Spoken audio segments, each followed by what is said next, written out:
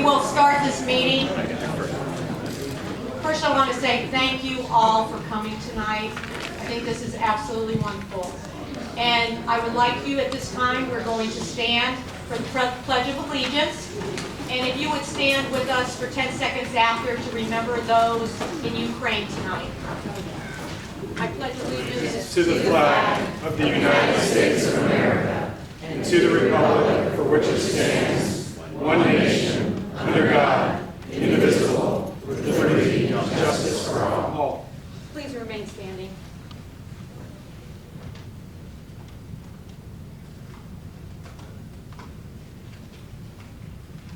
Thank you. You may be seated who have seats. And I do apologize. Is there anyone who is standing that needs a seat? Anyone? Is there anyone who would give, we have one person that could use a seat. Is there anybody who would get up for one person? Thank you very much. There? Everybody okay? Okay. Our first agenda item is we have a presentation which we have with the Sheriff's Department. So at this time, I would like Officer Kelman to come up and he's going to give us a report. And I like to always tell everybody that we have the Sheriff's Department here 15 to 20 minutes before a meeting so that if anybody would like to talk to him personally, you may do that before the meeting so that you know as we head on down the road if you come to another meeting. Thank you, Officer Kelman. Good afternoon. I'm Corporal Kelman with the Pinellas County Sheriff's Office. I'm here to present the January 2022 stats for the month. In January, we had 890 calls to service, which resulted in 15 arrests. Of those arrests, one was a possession of controlled substance, 10 other misdemeanors, and 5 traffic arrests. There were no traffic crashes for the month. There were 219 direct patrols, 277 traffic stops, which resulted in 17 citations, which is about 11%. There were also 36 house checks and 219 direct patrols. That's it. Thank you. Is there Can you anyone? turn the volume up? Speak more.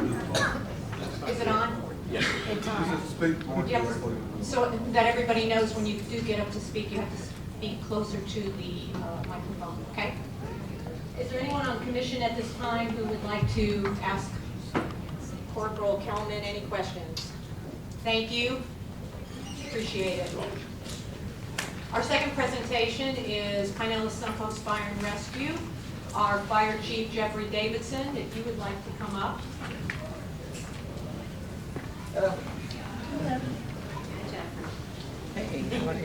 He's relatively new. I think he's been on since November. So please give him a warm welcome.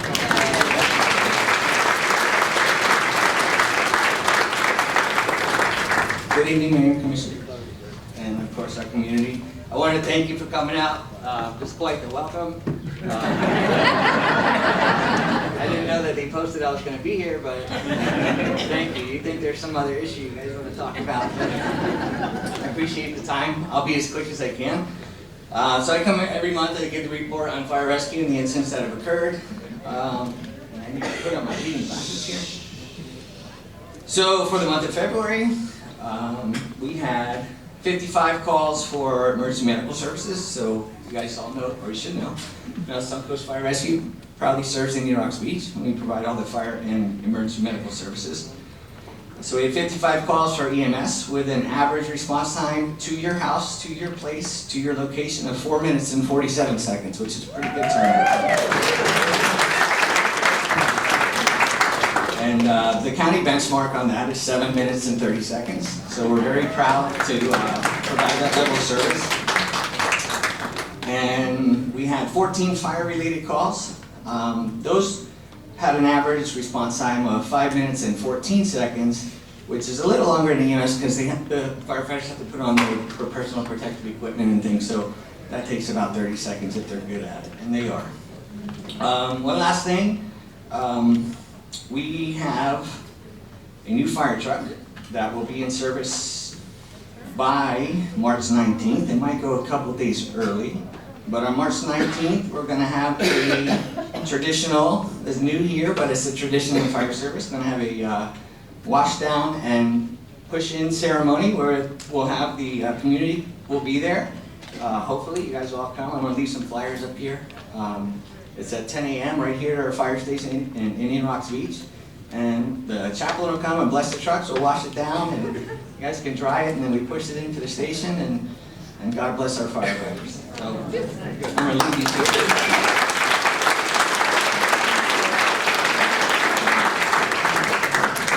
And that's it. A couple things I would like to say since there's so many people here. So I came here in November. It was a blessing to be brought here. Everything, I believe, is done for a reason. And I'm 34 years into the fire service. I'm an Army veteran, and about a third of our department are veterans. So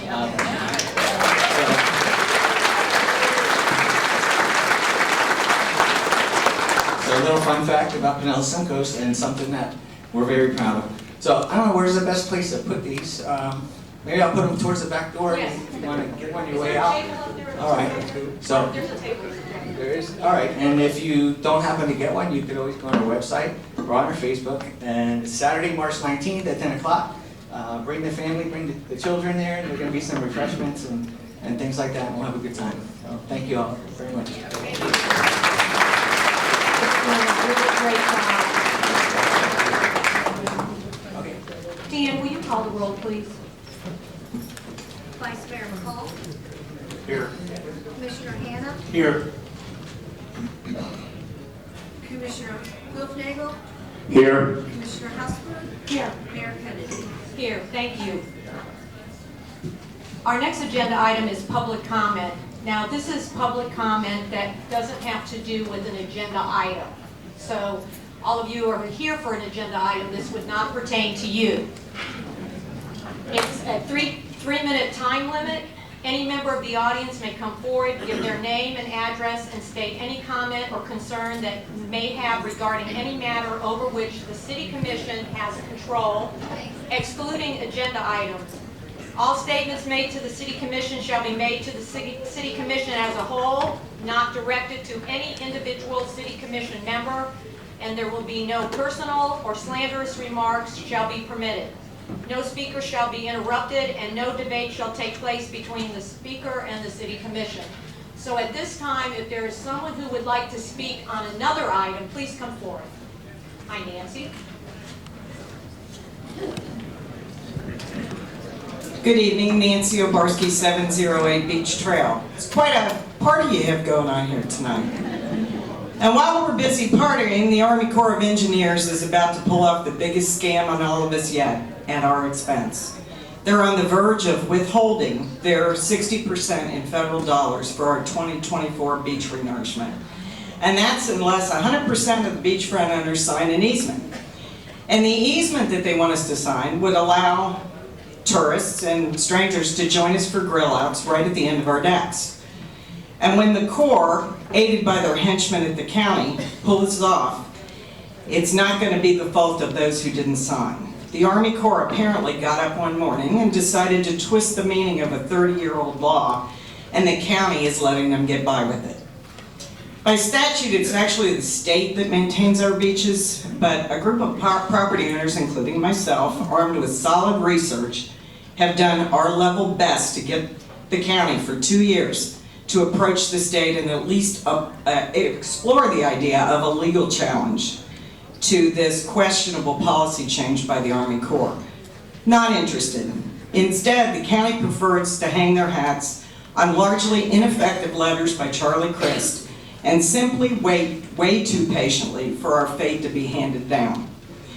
The issue is that federal tax dollars can't be used for sand on private land. But for the 2018 renourishment, you realize that such a minuscule amount of sand was actually placed on the private areas that it could have been done by a couple of kids with buckets and pails. And because of that 6 grains of sand, the Army Corps is using that as an excuse not to pay their $26 million of our $45 million renourishment project. Property owners are largely in the dark, so we traipsed down to Madeira Beach to the Big C meeting. We were all excited. They actually had it on their agenda for an update. Turned out to be the biggest slap in the face by the county yet.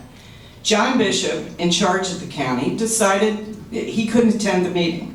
And instead of sending his boss, Kelly Levy, or possibly the county administrator, they sent a guy who had been with the county for about 6 minutes and didn't even have a business card yet.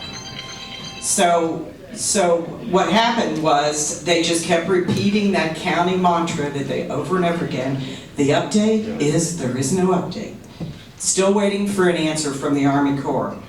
The beach belongs to all of us, and no beachfront owner in this audience or elsewhere would ever deprive anyone of use of the beach. But when we don't get sand, and it affects every aspect of our life in Indian Rocks Beach, please remember, it wasn't the beachfront property owners that were the problem, it was ineffective representation. Thank you.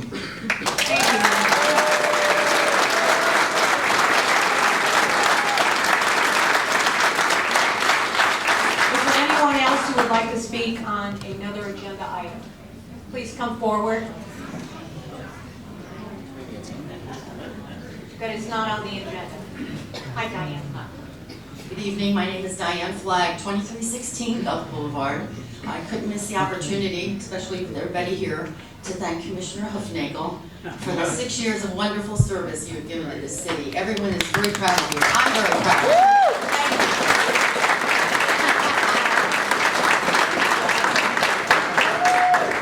Anyone else who would like to speak on an item that is not on the agenda tonight? Please come forward. Hi, Kelly. Good evening.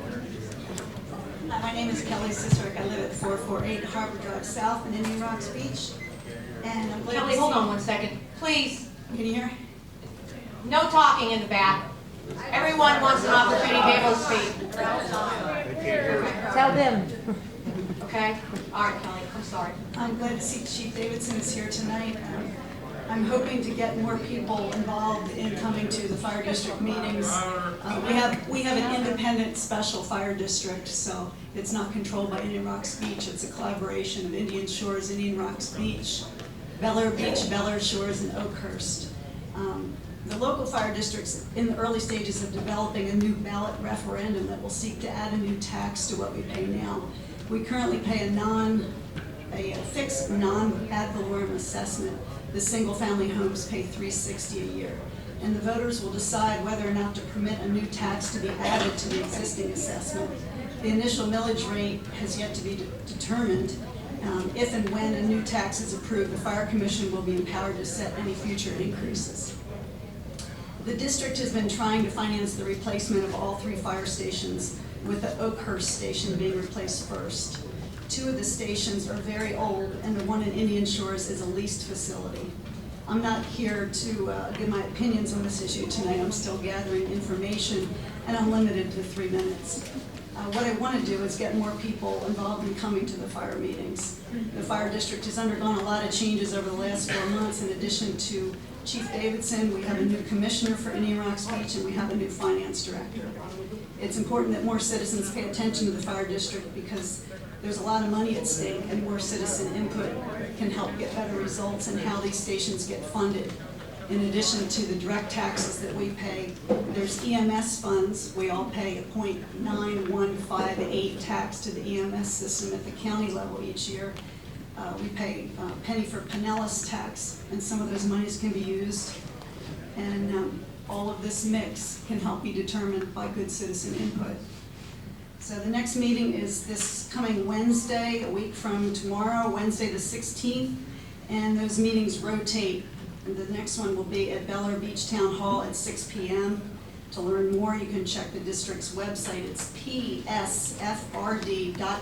That's for Pinellas Suncoast Rescue District. And again, that website is P like Paul, S like Sam, F like Frank, R Robert, D David.org. Thank you. Thank you, Kelly. Is there anyone else who would like to speak at this time on an item that is not on the agenda? Please come forward.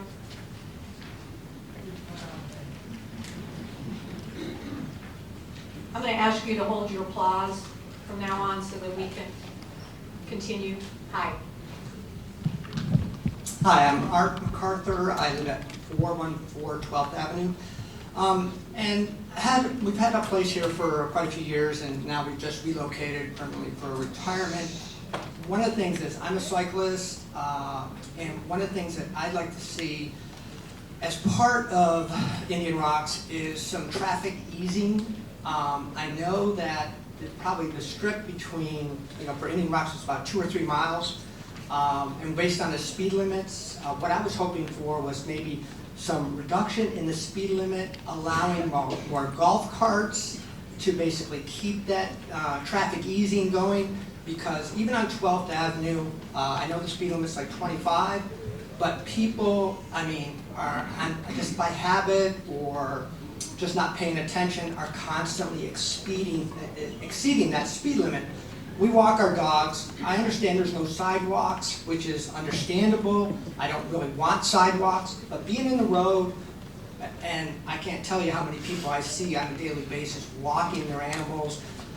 It just, to me, seems like we need to take a little wider look at some traffic easing things so that speed limits are reduced, allow more pedestrian-friendly walking to, whether it's Krabby's or where the bars are. I'm just concerned that, because what I've seen, and obviously with the spring here and the number of people coming in to the community, the parking situation, it's getting fairly crowded, but reducing the speed limit on Indian Rocks Boulevard from one end to the other by 5 miles an hour will cause somebody to basically be 3 minutes later than what they normally would, which is really almost inconsequential when you look at the big picture. But to me, I've seen enough. I've only been here since October full-time. Already got taken out by a car, making a right-hand turn on 18th Avenue without using a turn signal. And so for me, for everyone else, I'm just looking for some better traffic management. The police are always out there, which is great, but at the end of the day, the side streets, people kind of tend to maybe forget what the speed limit is. So. Thank you, Laura. Okay. Thank you very much. Anyone else who would like to speak on a non-agenda item? Last call.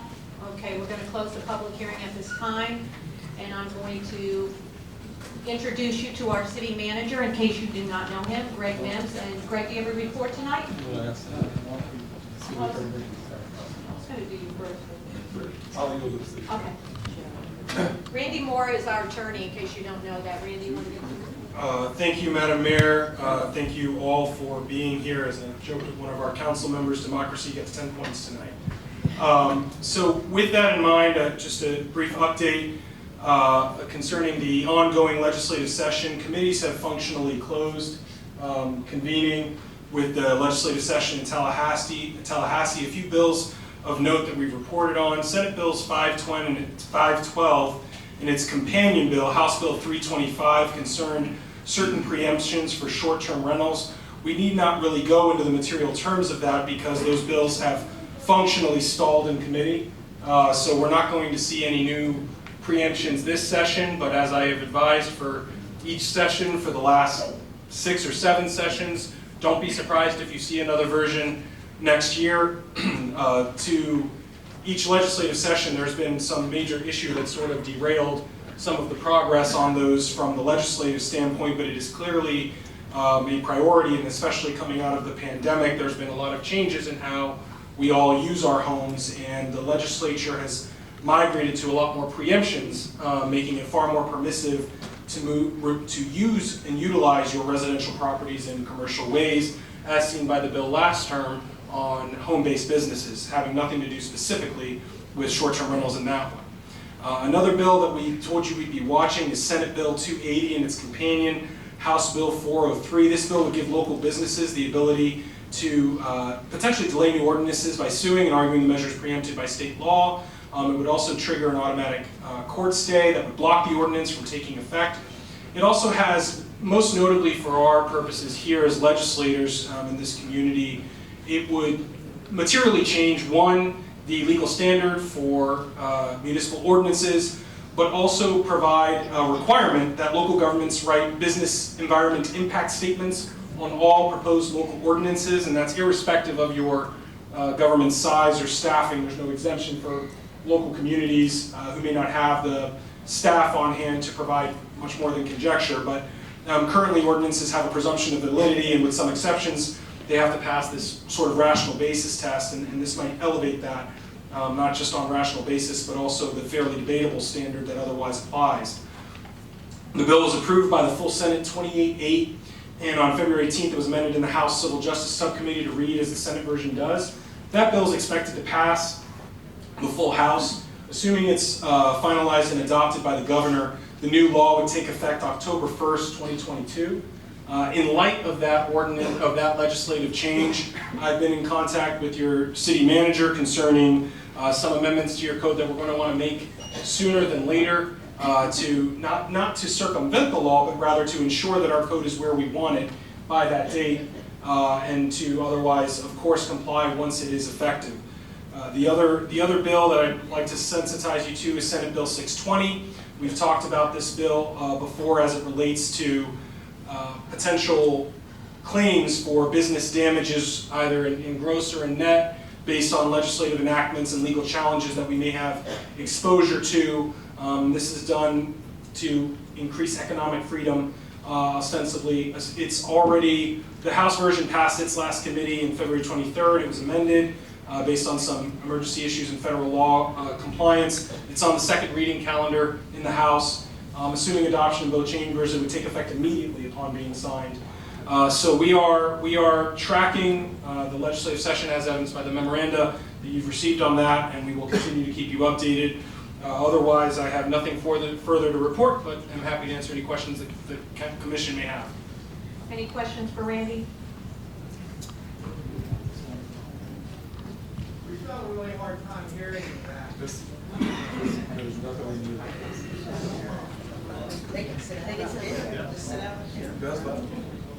If anyone who's in the back would like to sit on the floor and come to the front, let's do that right now. You can sit in the front row here. For those in the back who couldn't hear, the mayor has offered for you to come forward to the front and have a seat. I'll spare you mandating that it be crisscross applesauce, but we're trying to accommodate everybody as much as we can. So if you're having trouble hearing in the back, we're trying to project. There's, as you can see, no amplification directed specifically at the door. The closer you are to the door, it may be more challenging. We're trying to do our best to project. So if you need to come forward, there is still some space on the floor up here.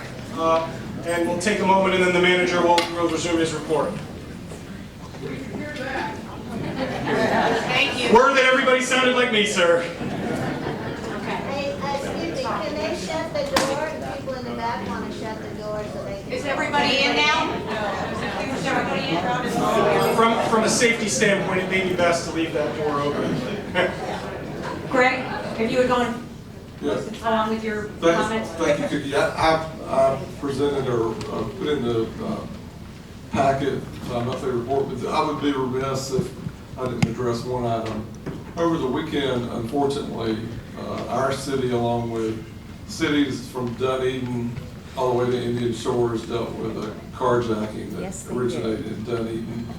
And my only reason for bringing that up is Please silence your cell phones. I'm glad the fire chief is here, and of course we have representatives of the sheriff's office. The criminal that stole the vehicle in Dunedin, I think between Dunedin and Indian Shores, ran 7 vehicles between here and there. And I just want to thank, because I deal with both entities on a daily basis on different circumstances, but the actions that the sheriff's office took and the response that the fire department took literally saved some lives. When we had that incident, I want to publicly thank the sheriff's office and the fire department for what they did.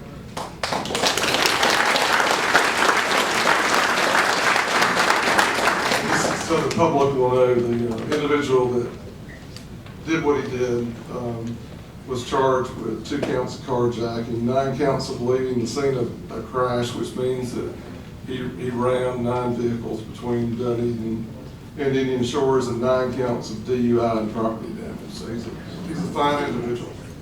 That's all I have. Thank you, Greg. We'll go to the City Commission. Commissioner Hofnagel, do you have a report tonight? Yes, I do, Cookie, thank you. This is the last report. Imagine if you're a first responder, you get on your uniform and you put your lunch together, you come into work, you have no idea what you're going to face during the day. And for the law enforcement officers, first responders who were dealing with that carjacking, they were putting their lives in danger for all of us, and they did a wonderful job. So reiterate the thanks that Greg gave. Please hold our applause, because this is going to be a fairly long meeting, and it's not to restrict your free speech, it's just to help move things along. As a member of the executive committee of the Beach Arts Center, I'm here to officially thank the city staff and all of the sponsors who helped the Beach Arts Center to raise more than $40,000 to close their operating gap this year through the Western Gala. That's why the street was shut down, that's why the tent was up. It would not have been possible without the support of the city and our sponsors, especially the Loader family. Yes. And finally, I would thank all of you for attending tonight's meeting. Deliberation and debate is the cornerstone of our legislative process. We gain insight from listening and discussing different views. This is an example of how we are supposed to work together as a community. I've been very fortunate to receive thoughtful emails and phone calls and to have meetings with people, even in Publix, who wish to share their ideas about the parking situation downtown. And I would also like to take a moment to address something the city manager included in his packet. Social media is great for raising awareness and for cat videos and lost and found.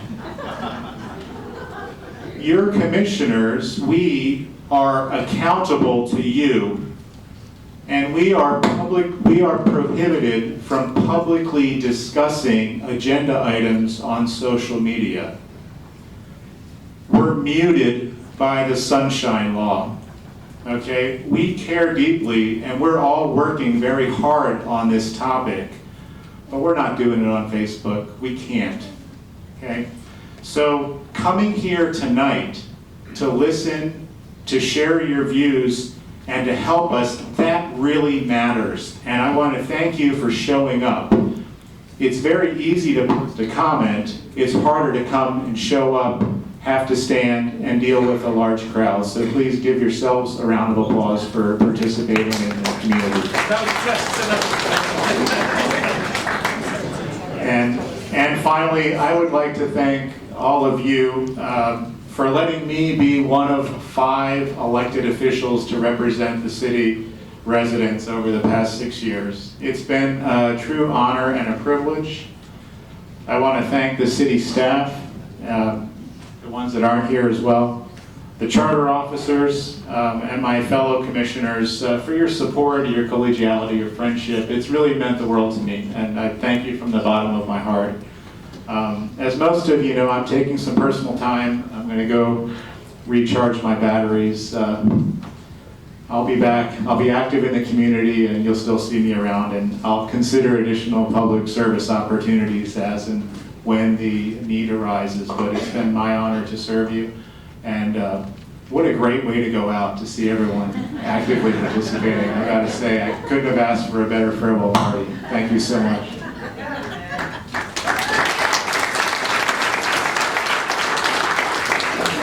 Vice Mayor McCall. Well, that's a tough act to follow. Thanks, Ed. Just real brief, again, glad to see everybody out. Just want to reiterate, we are here to listen. It's a big community event, big community ideas. Please give us your thoughts. Here to listen. Appreciate it. Thank you, Jim. Commissioner Hanna. Thank you. Thank you all for coming out as well. And Ed, we'll miss you really well. It's been a pleasure serving with you. I've made the comment before. I'll make it again this evening. This is what I like to see. I love to see this, and here's why. There's not been anything that ever has come before this commission, whether it's the manatee thing or the music that we had years ago and the bars, that between the citizens, our great management team, and a caring commission that we haven't together been able to solve. And I hope tonight we'll stay along in that same vein. Thank you. Commissioner Husberg? I'm not sure I can add to that, but Ed, good luck in your future. I'm sure we'll see you running the beach. Thank you. I just want to say thank you to Ed. Ed has had my back. We have been very good friends for many years. We don't vote alike a lot, but he's very bright, and he has been a real blessing on this commission, and I appreciate him very, very much, and I will miss you very, very much. So I'm very appreciative of the time that we spent together on the commission. I did want to, I don't know if Art is still here on 12th, but I did want to say to you, you brought up the speed limit, and I don't know if you know, but I'm the chair this year of Ford Pinellas, and the reason I'm so happy to say this in front of everybody is because many of you knew our old Mayor Bob DiNicola, who was my mentor many, many years ago, and he was the last mayor from the beaches to serve as the chairperson for Ford Pinellas. So for me, I am very grateful, and it's a big piece to walk in his footsteps to be on Ford Pinellas. But I don't know if it was your wife who mentioned it to me. I went to Ford Pinellas, and we are looking into the speed limit on Gulf Boulevard for all the beaches. So I just wanted you to know that, and since you came up tonight. And with that, we're going to go to our additions and deletions. Are there any with the commission? There are no additions and deletions. I'm looking at the consent agenda, and Randy, would you please read? Madam Mayor, there is one item on the consent agenda, item A, approval of the February 8, 2022 regular city commission meeting minutes. This is the only item on the consent agenda. Thank you. Is there a motion? Motion to approve? Is there a second? I'll second. All in favor? Aye. Motion carries. Thank you. There were no public hearings tonight. We do not have any other legislative matters.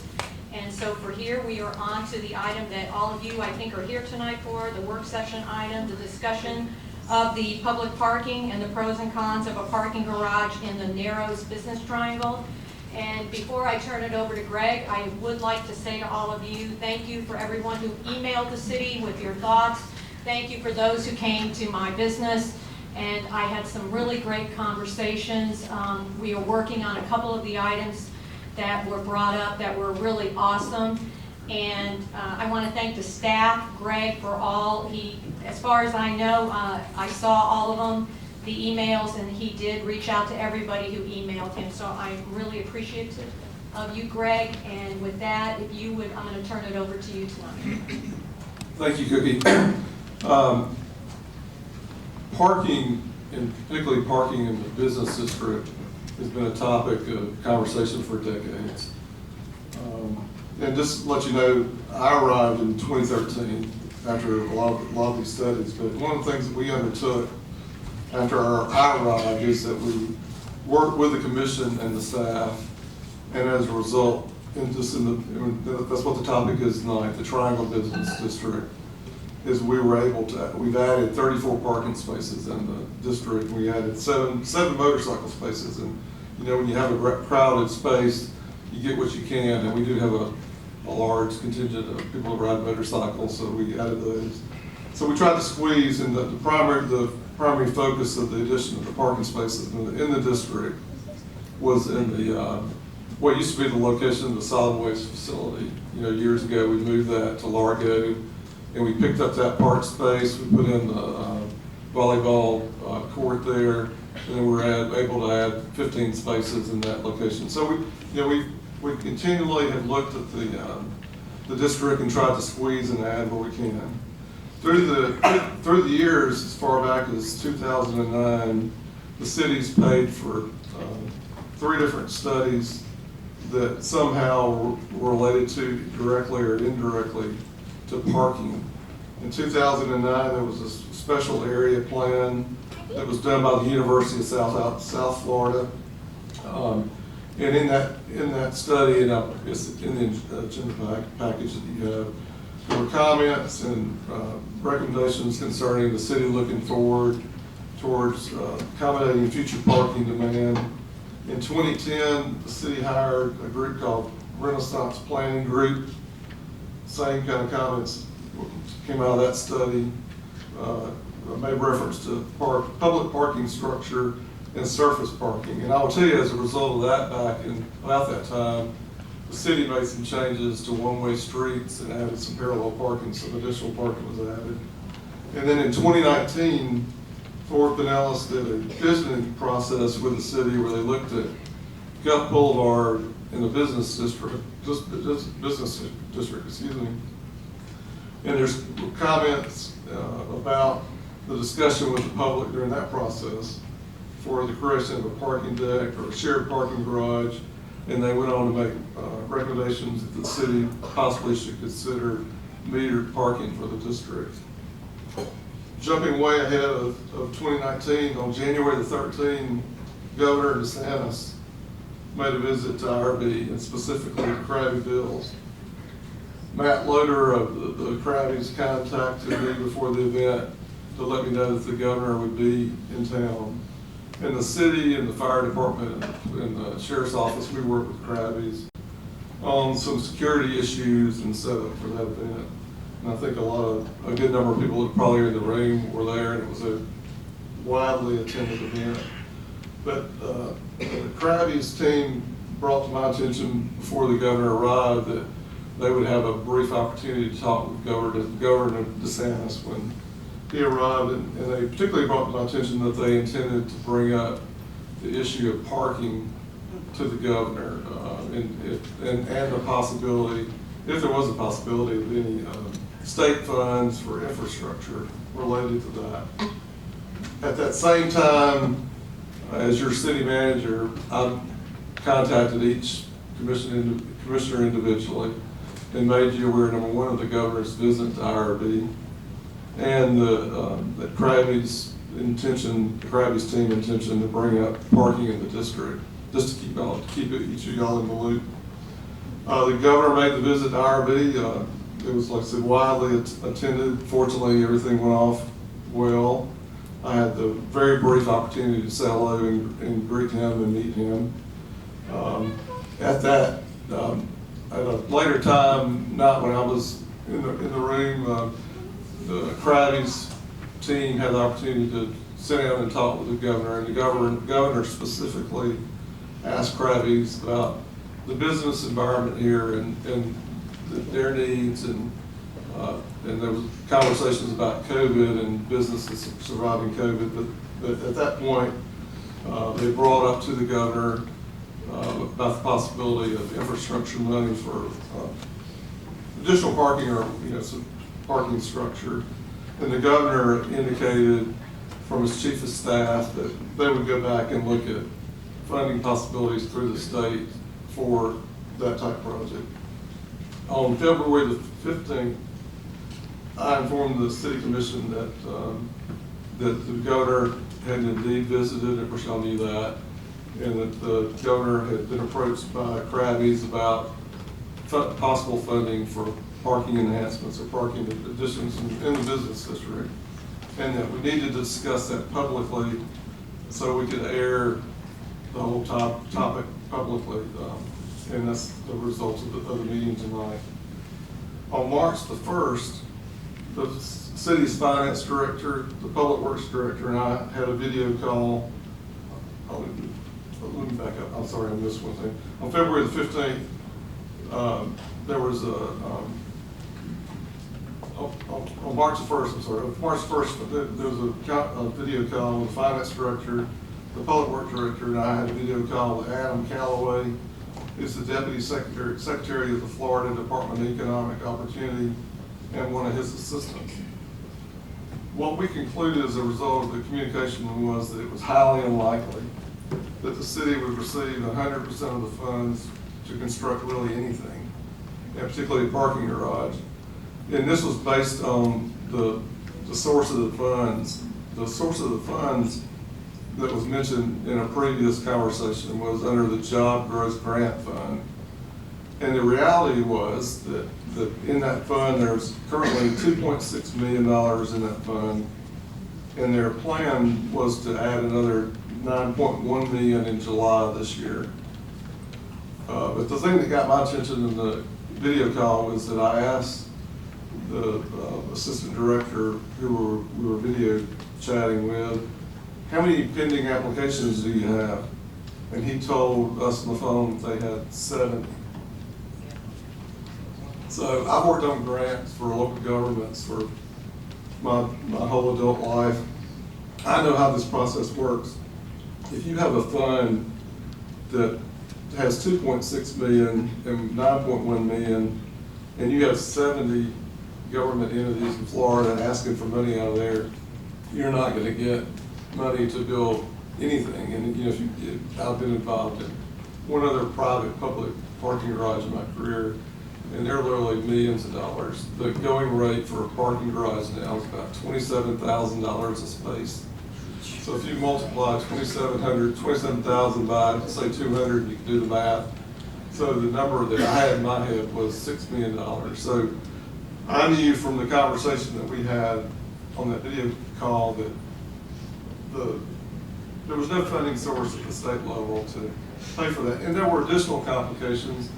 In order for monies to be used from the state, the property that something would be built on, whether it's a parking lot or a parking garage or whatever, it would have to be owned or either leased by the city. And the problem with buying something, I think everybody in the room recognizes what property values are. And I just don't ever see the city borrowing millions of dollars to build a parking garage and then borrowing money to build the parking garage. So this is not realistic. And then on the lease side of it, you know, if the city leased a piece of property to potentially build a structure or a parking lot or whatever on that, you know, we'd have to have, according to the state, a lease that would probably be 40 to 50 years in term. And with any lease, because we all have dealt with leases at various points in our lives, there's always out clauses where people can get out of leases. And if you took the money from the state and you leased it and you built it, and then at some point you got out of it, the bad news there is that it'd be well after we're probably all gone, you have to pay that money back. So this is not a viable option. So the governor's staff and then the state agencies that we talked to just those 2 times, and that's the only the time I've spent on this is just those 2 phone calls. You know, that's just not gonna happen. So while we're here tonight, as your city manager, it was my duty to not only talk to y'all individually about just the idea, the initial requests that have been made to the governor and the staff, was to bring this up. And some may ask, well, you know, if you found out on March the 1st that this was not really going to work out, why are we talking about it? Well, the reason why we're talking about it is I know how politics work, and if we're not having this conversation about parking, and somebody 2 years from now said, hey, MIMS knew about $6 million that we could get from the state, even though that's not accurate, you know, it's my duty as to share all the policymakers of the city to kind of bring this forward. And as a result, I think 2 or 3 of y'all have touched on it, is we have received the majority of which have been a lot of good communications and emails about just good ideas or ideas about parking. So that's the benefit of where we're headed. So this is a workshop to talk about parking in the business district, kind of where we are and ideas that people have. And this is strictly, as y'all indicated, that I need to sort of focus in on this, is that it gives the opportunity to provide y'all input. There's no action that you can take on this. And even if somebody had a great idea that maybe you could add this, or you could, you know, I've seen different emails of things that we probably should look into. You know, all those things have to be budgeted, and that's why we have a budget cycle. So just say something comes out of this conversation tonight, then as I work on the proposed budget for the next cycle, which starts in October, we'll have time to investigate some of the good ideas that come out. And one other thing that I want to do, we got 2 or 3 other comments, and then will ask one other person to speak, is that, contrary to what you will read on Facebook posts in the neighborhood app, no one with the city ever engaged anyone to conduct surveys, draw conceptual drawings for construction for anything. The only body that can authorize significant City of Indian Rocks Beach capital projects is the IRB City Commission. And that's done through the budgeting process that we go through. We built the parking lot where the solid waste facility used to be. That was done through the commission authorizing me to go forth with a project. So that's how that works. One person, for example, on I think it was Facebook, proclaimed that the parking garage was going to be built in a large parking lot at the Holiday Inn because they saw a survey crew. Well, I called the owner of the Holiday Inn, and he told me that was a private survey crew working on just some conceptual things that they're looking at. Had nothing to do with the city. And I'll just, before I close out, just remind everybody this is a work session to have a discussion about parking in general in the district, in the pros and cons of a parking garage. Because there's one email that I saw, or one Facebook post that I saw, and I'm not on Facebook intentionally because people get behind keyboards and they put all kinds of things on there.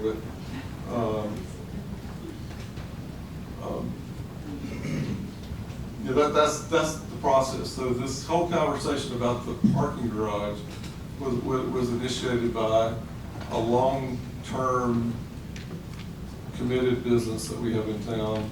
They had every right to ask anybody for anything. When I was made aware of the request or the comment they made to the governor, I'm obligated to at least seek out the information, and that's what we did.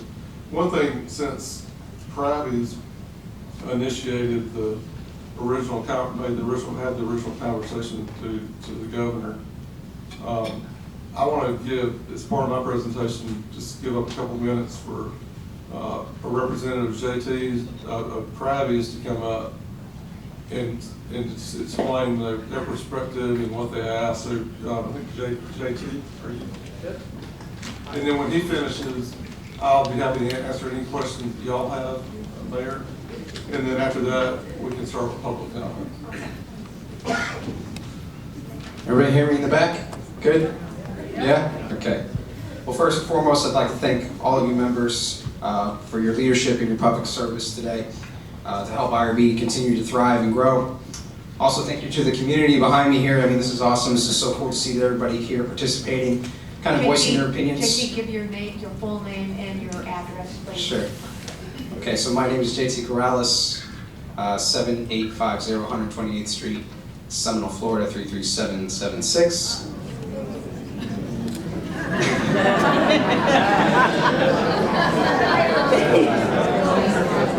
So. Okay, that's enough. Yeah. Excuse me. That's enough. Okay, that's enough. So that was going to lead into my next point. So as some of us take the podium tonight, I'd like to lead by example in saying, we share the same passion about our visions of what IRB could be. We just have different perspectives of how we get there. And I think it's okay. And my advocacy for something is not my opposition to anybody personally here in the room. I have a lot of friends who have been vocal on the opposition of it, and I've had the opportunity to speak with them and tell them that I appreciate their passion, and even though they're on the opposite end of a polarizing issue, they're still friends to me. And I'd like to be able to continue to move on with that in mind. There's enough ugly in the world right now, so I just hope that everybody's courteous and respectful to one another and to all of our city officials here today. So, the Krabby Bill's family brands, we've been in the community here since 1983. Our business has contracted, it has grown, but we've always had our heart and our interest here in Indian Rocks Beach. We've focused so much on cultivating our relationships and participating in all of our community events, and we've never said no to anything, and we've never asked for anything in return. From A2K to the Rotary to the Beach Arts Center to the Firehouse, Homeowners Association, amongst many others. Indian Rocks Beach is absolutely amazing. We know that. We literally live in paradise here. It has grown, it has developed over the years. There's been residents who have been born here. There's people who came here years ago, and there's a flock of residents who have come since the start of the pandemic. Indian Rocks Beach is just literally amazing. We have people from all over the globe. I get random texts, somebody texting me, somebody with a Krabby Bill shirt in a UK airport, and that always fascinates me. And because of all the wonderful things that we have, people will continue to flock here in droves. And currently we don't have the proper infrastructure or land use to be able to accommodate the influx of people. The issues we have seen historically over the years will only compound from where they are today. Those issues are traffic. On Gulf Boulevard, which is the state road. And what happens is it kind of just bottlenecks throughout the day. We see it daily. People will go, they'll try to find beach parking, they'll try to park at our businesses, and they just circle around and they circle around until they can finally find something. And that just leaves a lot of cars on the road and keeps us from getting to where we want to go. The other thing is street parking. You know, I've had an opportunity to review, and I know there's a lot of issues for residents. People parking in front of their driveways, leaving trash, congestion, blocking people in at times. And as long as there's no other solutions, that will be something that has to continue to be a burden on them as well. Private parking for businesses obviously exists for visitors and for residents. We see day in and day out, people will come, they'll unload a full day's worth of beach gear and they'll walk across the street. And that puts us as a business in a very peculiar spot because morally we don't feel like we can tow somebody and then have that negative effect fall back on our businesses, fall back on our community. So really it's a lose-lose for businesses. So what we're proposing is a solution. Today we're speaking about a parking garage. Something in the business district, 3 stories tall, ground level, second level, third level, something that is aesthetically pleasing, that fits into the community here. Something that has centralized alternative transportations like scooters, golf carts, to try to get the cars off of the road. You know, we love our community, and we understand the challenges that come with considerations like this. There are lots of hypotheticals that are being suggested surrounding this topic. The facts are we're dealing with development inadequacies that keep us from being able to handle the state influx that we're experiencing today. So all the problems that we currently have are going to continue to exacerbate as we go along. So we're not asking for a parking garage today. We're not asking for a yes. We're just asking that the city does the research, enlists the experts, and understands the economics of what a parking structure for IRB would actually provide. So lastly, if anybody in here is wanting to save IRB, that can be done today by preserving the integrity of what makes this place special, supporting one another, keeping our beaches clean, visiting our businesses. Let's take the passion that we have here in this room tonight, volunteer for many of the organizations that are here in IRB. Finding opportunities with Action 2000, the IRB Food Pantry, the Beach Arts Center, the Rotary, the list goes on. If we participate in these organizations together, we can do more for IRB than fighting for or against a parking garage. Together we can all do great things.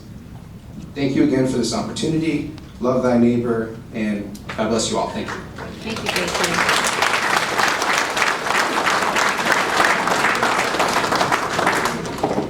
I was thinking if the commission would be okay with it, then I would go right to the public comment. Is there anything that any of you would like to say before I do that? Okay. What we're going to do now is we're going to start public comment. I'm going to open it up. It is a 3-minute per each person, and if you are to address the staff and the commission as a whole, just so that you know that. I'm going to have Mary Rose come up first, because I know that she's going to speak, and I don't know what she's going to say, but... I'm Mary Rose Holmes. I live at 718 Beach Trail, and I'm representing tonight the Plein Air Cottage artists, who most of you all know have been working over 20 years painting the wonderful, old-fashioned Indian Rocks Beach. And we tonight, the 3 of us, are hoping that you will vote against the garage, because I don't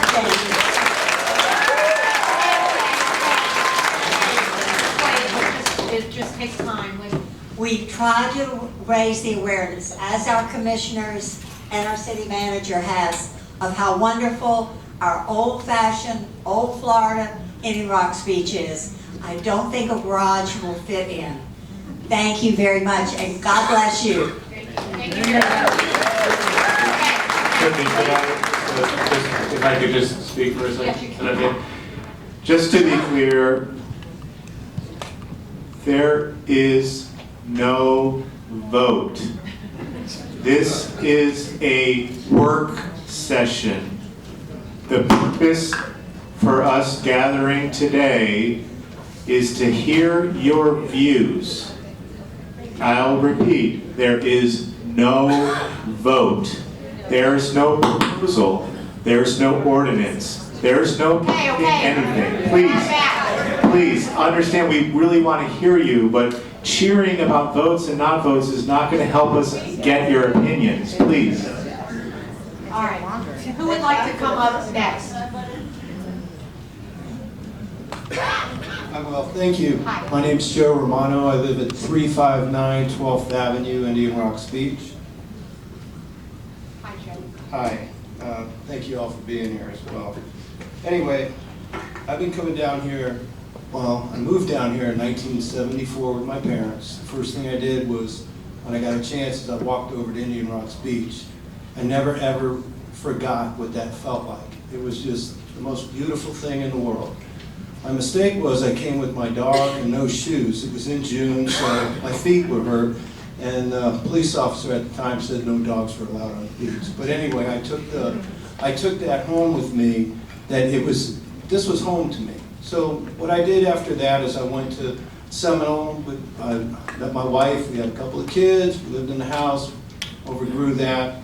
After Seminole, we went to Madeira Beach, we built another house and had a couple more kids. And my wife came in one day and said, "Hey Joey, I'd really like to go and live in Indian Rocks Beach." I said, "Sure, honey, that sounds good." She goes, I go, "Well, what's up?" And she goes, "Well, we're gonna build another house." I said, "No way." She goes, "Why?" I said, "I don't want any more kids." So I pretty much, so anyway, we ended up here. We've been here for 20 years now.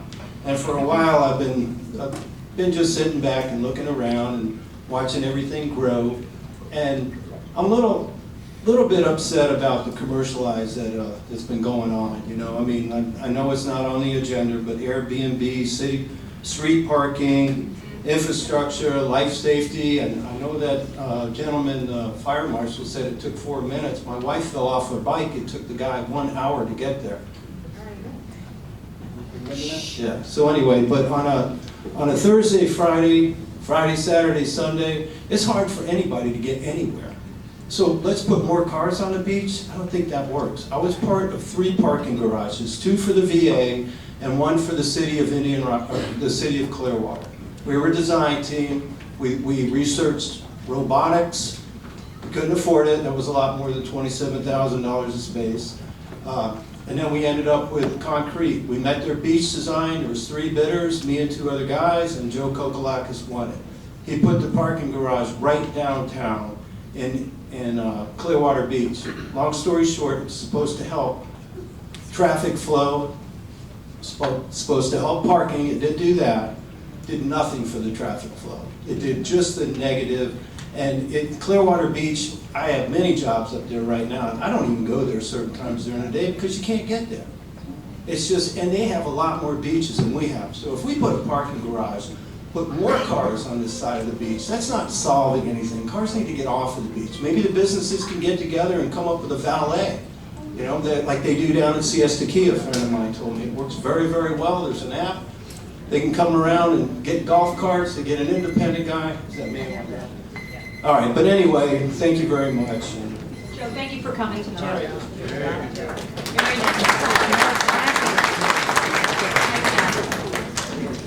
Hello. This is my first time up here. I'm used to speaking with you guys, not to you. State your name and where you live. Chad Gallo. I live at 522nd Street in Rocks Beach. Louder. Sir, I didn't hear you. I live at 522nd Street, Indian Rocks Beach.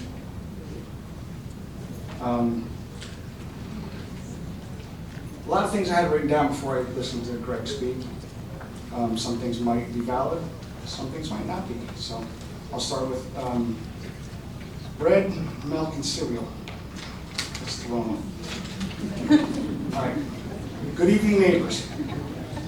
My name is Chad Gallo, AKA Chad Peace. I live at 522nd Street, Indian Rocks Beach. I'm the co-creator of the Indian Rocks Beach Life page on Facebook. Although we have an audience of over 20,000 people on the page who live and vacation here, I can only speak for myself. First off, happy International Women's Day. Thank you very much. Hence Betty White. Secondly, I'm not here for a witch hunt or to speak ill of any business owners or families. What I'm here to speak about is a proposed parking garage in downtown IRB. Proposed. I'll make it short and sweet. The combination of only having a 2-lane drawbridge going into a major artery of IRB, 1 stoplight, 2 one-way streets in downtown will be a disaster for the traffic going into and off of the south side of the island. Just imagine emergency vehicles trying to maneuver through that traffic if there were an actual 200 to 400 cars a day in the heart of IRB. People come in the morning, those parking spots would be taken. They leave in the afternoon, those parking spots would be taken. So if it's 200 cars, that equals 400 cars. I'm not here to say we don't need more parking. We do need more parking, but there's got to be a better solution in downtown. Indian Shores has Park Boulevard, Tiki Gardens parking.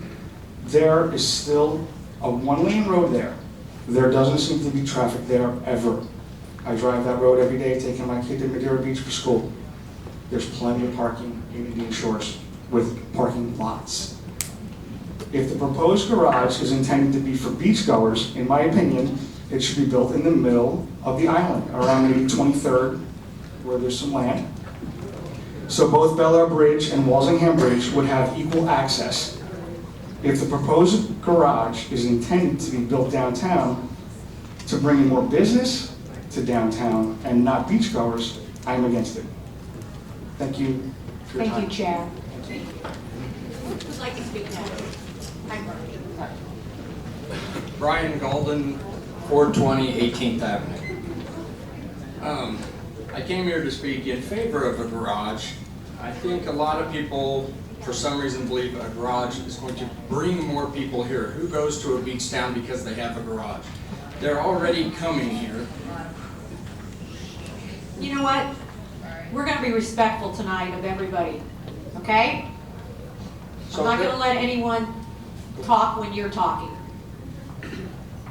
Garage or no garage, the numbers of people coming here will grow, okay? It's already bad, but a garage is not going to bring more traffic to town. It's going to give traffic that is coming to town a place to park. It's going to give people a place to park and go to the beach and walk around the business district instead of, or go to the beach, instead of parking in a restaurant parking lot, maybe buying 1 beer, justifying their parking spot, and then leaving, going to the beach, using up that valuable space for them, okay? I don't think a parking garage, after listening to Greg, is that feasible. But we need to really explore other alternatives. We have been to beach towns on the other side of the state that have a golf cart trolley system that you can call. They come pick you up at the house, take you wherever you want to go. And it was quick and convenient.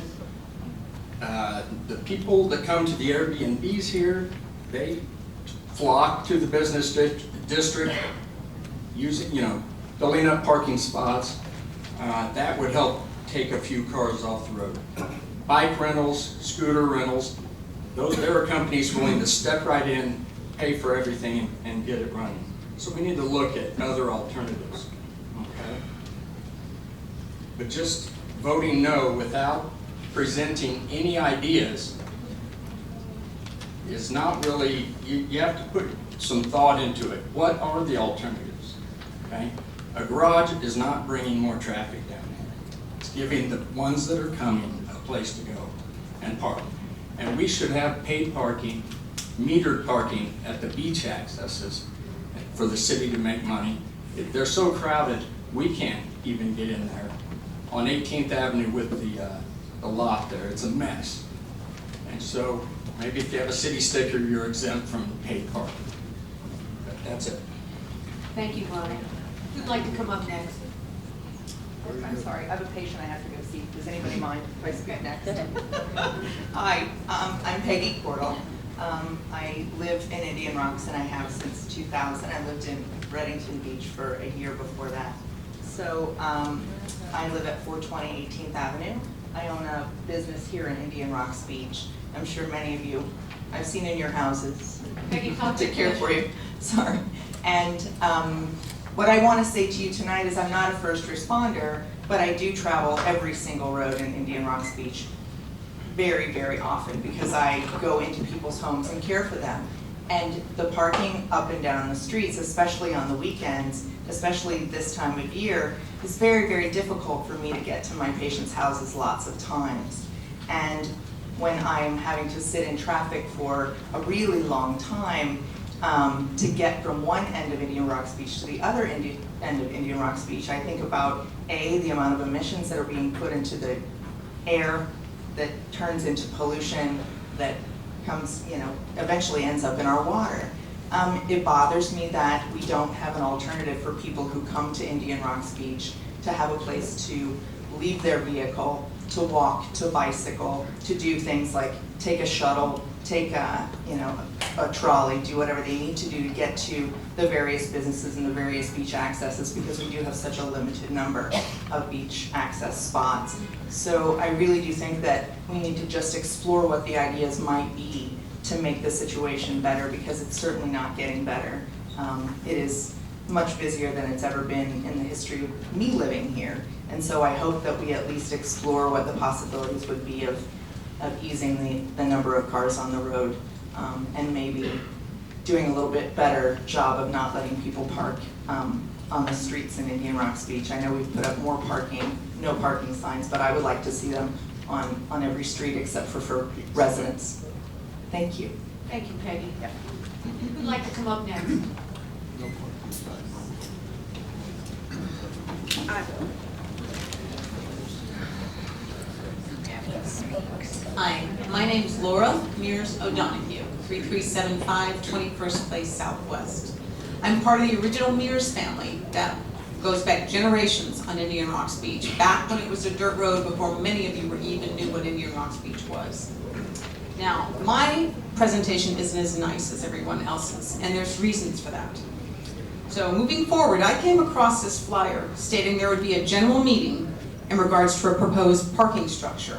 Someone emailed it to me that had found it on the ground. Being curious, I called my family and I asked, did you guys get one? No.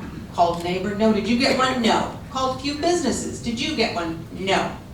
Okay, so it appears that no one had received this flyer and that only Krabby Bill's locations and the few surrounding businesses in the business district that you're referring to. And so everybody that doesn't know, the business district is that area when you come over the bridge where Krabby's and all those locations are on the other businesses on First Avenue. So that's what I'm referring to when I say it. So I thought this isn't fair to the residents and homeowners and shops and stores and restaurants on Indian Rocks Beach. So I shared this generic flyer that was found on the ground on social media. Yes, that was me that started this. And all these things that relate to Indian Rocks Beach, so all these sites. During this time, I was fortunate enough to come across other longtime homeowners that were also deeply concerned about this proposed parking garage. Together, we went door to door and notified all the residents about this proposal. 90% of the people we talked to, and we covered a big portion of Indian Rocks Beach, never received a flyer and didn't even know about this proposed parking garage. The other 10% happened to check the city website, which, by the way, not many people do. So, had I not done what I did, had we not gone door to door, none of us would be here tonight. Or I should say 80% of us wouldn't be here tonight. None of us would have known about this proposed parking garage. None of us would have had the opportunity to voice our opinions. This meeting would have come and gone as quietly as it first appeared. Soon after going door to door, many citizens contacted the city directly. Then another mailer was all of a sudden sent out, the little postcard. Then just a few days later, all this new information about the old parking studies appeared on the Indian Rocks Beach website, was just a few days ago before the meeting, which hardly gives anybody time to do research on that information. So on there is an 8 to 10-year-old traffic study, a 10-year-old parking study done by Forward Pinellas, which, by the way, Mayor Kennedy, you are a part of, which you have admitted. I'm not sure, but it appears a conflict of interest to be a part of any parking study that could possibly affect the outcome of a proposed parking structure and should not be allowed. So, let's see now. It also included a letter drafted by the business district of Indian Rocks Beach. Again, the business district, made up of all Krabby Bill's locations and all the businesses back in that area. This letter stated that, quote, the businesses of Indian Rocks Beach have established a unified message. I really have to continue. So let me stop right there. I'm going to give you 20 seconds. First, it only includes those in that immediate area near Krabby Bill's and First Avenue, maybe less than a dozen. It does not include the dozens and dozens and dozens of other great shops, stores, and restaurants. They're a huge part of this community and should be allowed to speak for themselves, meaning it's extremely misleading, especially front and center on the city website, to say, quote, the businesses of Indian Rocks Beach have established a unified message, when in fact they have not. I also find it unusual for the city to allow that same business that wants a parking garage, namely Krabby Bill's, to use the city website as a platform to reach residents. Why not allow everyone that opposes it? I have one more little paragraph. In closing, Okay, that's it. I'll give her my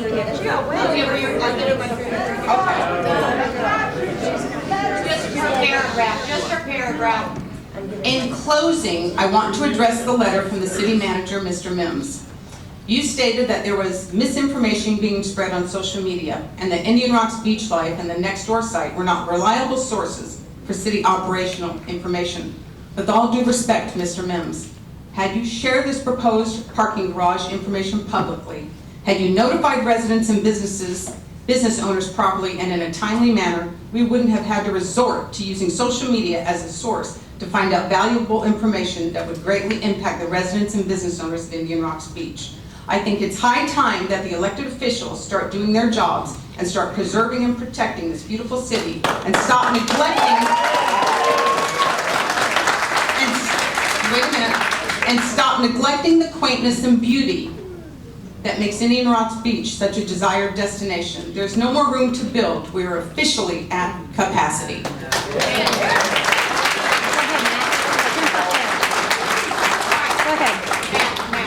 I was told, we were named here numbers of times. I think I'd be able to respond to that. Okay, you will have your So turn there's a after. thanks. Can he go next? Thank you very much. 5:30. Right here. Thank you. Yeah, sure. Okay. Matt Loader, Krabby Bill's. You That's know, enough. I'm sorry, but this is unbelievable that a city that we would call our home for so long, my family members have given their time here, their lives here, and our family has contributed as much as anybody else. Yeah, JT doesn't live here. He lived here before, and he works for our family business. What, we should not have him, he doesn't have a right to speak?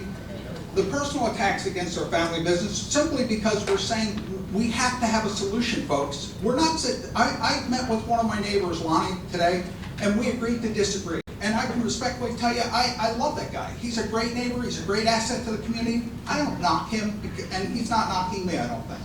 You know, and we agreed to disagree, but if we don't talk about something, people are going to continue to come to Florida. People are going to continue to come to Indian Rocks Beach. It's not a Krabby Bill issue, it's an Indian Rocks Beach issue. Because we need to do something with the people that are coming here, because public beaches, they're going to come here, folks, and there's not, if I went to the Grand Canyon, they're not going to say, hey, only the people who live around there can go ahead and visit the Grand Canyon. It's just, it's very hard to be able to take these personal attacks against our family business. That's enough. Thank you, Matt.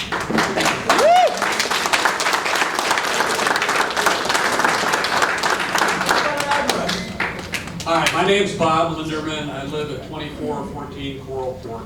I'd first of all like to thank all of you for taking this time to listen to what all of us have to say.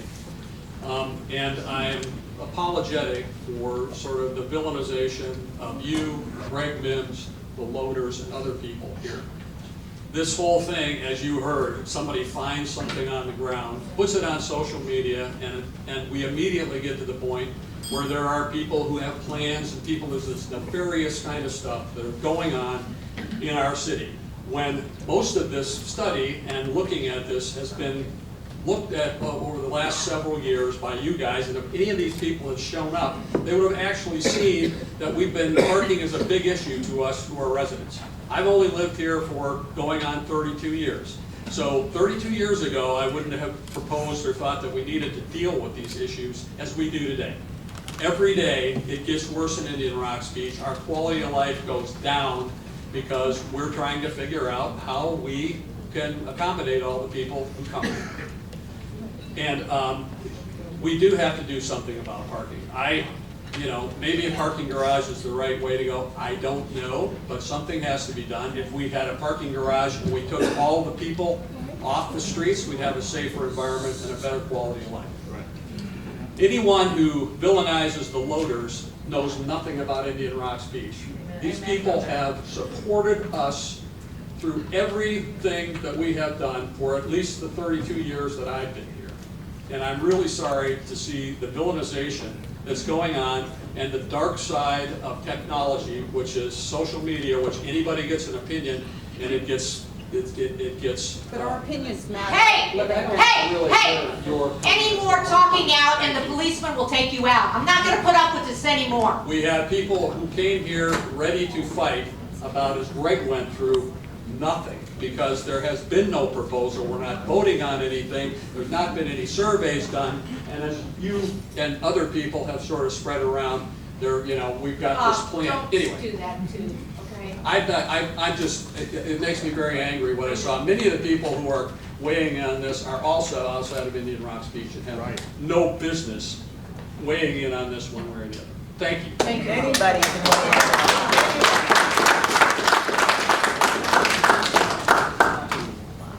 Good evening. Thank you, all of you up there, Mayor, Commissioner. This is very hard. Greg Mims, Krabby Bill's Loader family.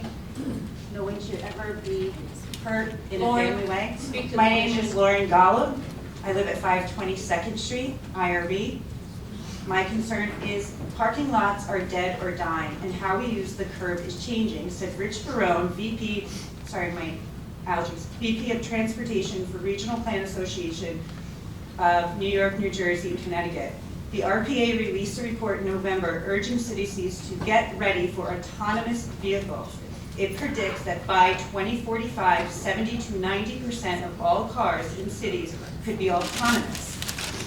Parking in downtown is going to morph from being massive surface lots and garages to much smaller areas configured for pickup and drop-off of autonomous vehicles, thus creating a more walkable, people-friendly space, more parks and natural amenities. GPS is a big factor for our traffic because it's giving people an alternate route into Clearwater. A severe environmental problem by parking lots and garages is water pollution. They accumulate pollutants such as oil, grease, heavy metals, and sediment in the water runoff because they don't absorb the water. That flows into our waterways, thus affecting our drinking life and our sea life. We are not keeping with the wave of the future. In fact, we are going further into an outdated thinking of the 1990s. This is not a solution. Lessening parking, concentrating on autonomous vehicles, bikes, bike lanes is the answer. Going green. Thank you. Thank you. Thank you for letting me go in front. I'm sorry, guys. My name's Cecily Pond Banga. My living address is 264 Larchwood Drive in Largo, Florida, 33770. My business address is 2035 20th Avenue Parkway, Indian Rocks Beach, Florida. I am a local of 44 years out of 45 years of my life. I'm a professional pet sitter. I literally pet sit for probably 76 houses on Indian Rocks Beach. A lot of them I sleep at your homes. A lot of you are here. Thank you. I have the hardest time. I have an electric bike, I have a motorized scooter, and I have a vehicle. So I can get in and out of traffic every day to take care of your fur babies. That's all I do. I've been doing this off and on for 30 years. I've worked at every business on this entire beach for over 30 years. Many years at Krabby Bill's.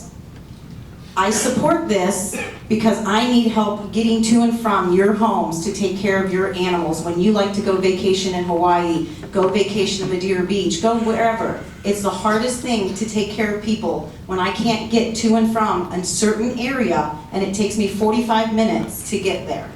I highly suggest that we come up with a solution. If it's not there, it's not there. Something has to be done. The cars are coming no matter what. No matter what. We gotta figure out a solution with this amicably, nicely, and positively. The negativity, I'm a moderator for the Indian Rocks Beach Life page. We've received threats. I've had to delete things. I've private messaged threats from certain people that are in this room. It's gotta stop. We're all adults. We all have to grow up and come up with some type of solution. If it doesn't work out in this area, maybe it's down there. It's gotta be done. We have so many people coming, as this accident here in the carjacking situation, driving down the middle of Gulf Boulevard. Literally. We have to come up with something. I thrive on my business, but I'm having to work several other jobs so I can accommodate and turn down all of you guys pet sitting out here on the beach because it's not worth my time of sitting in traffic on Gulf Boulevard for 48 minutes to go 3 blocks. And I have videos, and I'm willing to show that to anybody, of me driving to and from locations. Going down 12th Avenue is impossible with all these cars parked on your streets. It's impossible. My car's been hit twice. I've been knocked off an electric bike trying to take care of your babies. That's all I gotta say. Thank you, Madam Mayor and Commissioners, my name's Diane Flagg, 2316 Gulf Boulevard. I'm almost speechless at the overreaction and what I consider friends and neighbors in this room tonight to try and come up with a way that we can solve, yes, our traffic, our congested streets, and parking issues. This is not new. We've been talking about this, and I don't think there's ever been a crowded meeting like this. In the last 15 years, we've had 4 or 5 parking meetings. So it's nice to see everybody out, but let's learn and listen, because our downtown district has needed parking relief for many years. It's hard for me as a local to even go to one of the restaurants there now because I can't get a parking place. So we need to think about the future of Indian Rocks Beach. I would recommend reviewing the feasibility of a low-rise parking garage, something that would fit in the business district, that would help all the businesses and help the residents get to and from. There is such an influx of traffic over both bridges because they want Gulf Boulevard as their north-south corridor. I guarantee you a parking garage is not going to move the needle when it comes to more cars here. We've got an overabundance and it's just going to get worse. There are other remedies like paid parking and improving traffic flow in our business district. And we should look at that in addition to the parking garage. Complaining, doing nothing means no improvements. We're just going to keep getting worse and worse. Every year, the traffic, the parking, the congestion gets worse and worse. Solutions can improve our quality of life and our future in IRB. And you know, sometimes there are compromises for what we think old Florida and the way old Indian Rocks Beach was 25 years ago. It certainly has changed since I've been here. But you know what? If we don't make some improvements and think about solutions together that everybody can live with, I'm afraid that we're going to be one little beach town of tourists and vacationers, and we won't be here talking about parking in the next 5 years. So let's try and work it out and make it work. I want to thank the Commission because you'll be working diligently to think about this, and I hope you will. We couldn't ask for a better business and partner than Krabby Bill's in this city. And I'm appalled at anybody that would think differently about their motive to get parking downtown. These discussions should move forward, and as a commission, I please ask you to look for feasible ways to reduce the traffic and the parking and look towards some type of parking structure in downtown. Thank you very much.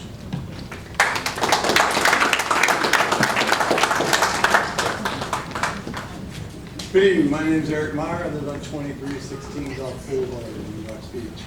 I'd like to just say, I think Matt Eric, speak in the microphone, please. Matt and Credit Bills have been good stewards of New York Beach. So I think they came to the table with an idea that could work or not work, but it's an idea, and we should never shut down good ideas or any idea. We should think about them and try to make them work or make something work. We are at a time when we can make things happen, and we should make things work for the city. The city needs to move forward with some sort of solution for parking. We have the need. It also gives everyone the opportunity to make changes in their own area, to make larger projects happen. Something has to happen. That being said, thank you very much. Have a great evening. Thank you all, the Commission. Greg Mims is doing a great job. Good night. Hi, my name is Carol Stampy, 434 Harbor Drive North. Personally, I am against any kind of parking garage. I think it will add to bringing more cars, thinking that they can find a place to park. Even more, the other thing that I really want to talk about is traffic flow. I think that particularly on 4th and Gulf Boulevard, the number of people that are crossing the street there and whenever they get there, they cross, and that backs it up going, from the southbound direction. I don't know whether it's possible to have the stoplight, or not a stoplight, but have somebody there to direct traffic, to limit people when they can go across, like every 5 minutes instead of whenever they get there. I think the traffic flow turning left and going right, that might speed up traffic and move cars along faster. Thank you. Thank you, Carol. Hello, everyone. I'm Bob Copeland. I live 447 20th Avenue. I've literally been coming to Indian Rock Beach since 1955. I grew up in Tampa. I've been a resident here since 1985. Property owner here. Served on multiple committees and commissions and been involved in some issues that some people were very emotional about, including one that turned out a lot more people than are in this room now. So I misunderstood the agenda, and I thought there were two separate agendas, so I'll try to get my presentation reorganized. I think a lot of people have agreed and already made my case. The quality of life is degraded.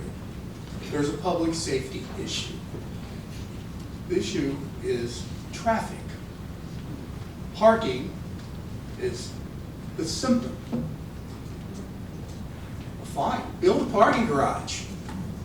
Mr. Business owners, off the beach with your own money. Rent some spaces, rent Largo Medical parking garage on the weekend and run shuttles. But we have a public safety crisis in that you can't get in and out of Bel Air Bridge on the weekends for 3 years. Last year, you couldn't get in and out Walsingham. Putting a parking garage anywhere in Indian Rocks Beach is just going to cause more congestion and backups on Walsingham Bridge. So just put the parking garage on the other side with their money or the government money, or rent some land. There is no legal obligation to have on-street non-resident parking east of Gulf Boulevard. You have an obligation to put it west of Gulf Boulevard for the federal beach money, which you have, more than required. The city has already rejected the county building a parking lot down across from Sandy's and Cafe de Paris. They decided it wasn't in our best interest. Years ago, the city used to concurrently run the twice-a-year garage sales with public events. I'm not sure, they were the Oktoberfest and the art show. The fire commissioner got involved and said it's a public safety issue, you can't do it, there's too much traffic. So you need to stop the traffic and stop the parking. If there's no parking, they're not going to come. That's not including the yard guys and the UPS guys. Perhaps you ought to reconsider using these islands that, as some sort of temporary parking. Different beach communities prohibit non-resident, but allow 1 or 2 hour short term and ticket it. So you have a little relief valve for the on-street parking. But bringing more cars, backing up Walsingham Bridge is a violation of people's public safety and their right to quiet use and enjoyment of the property that we own. And I appreciate everything you do. It's not an easy job. You can't make everybody happy. Thank you very much.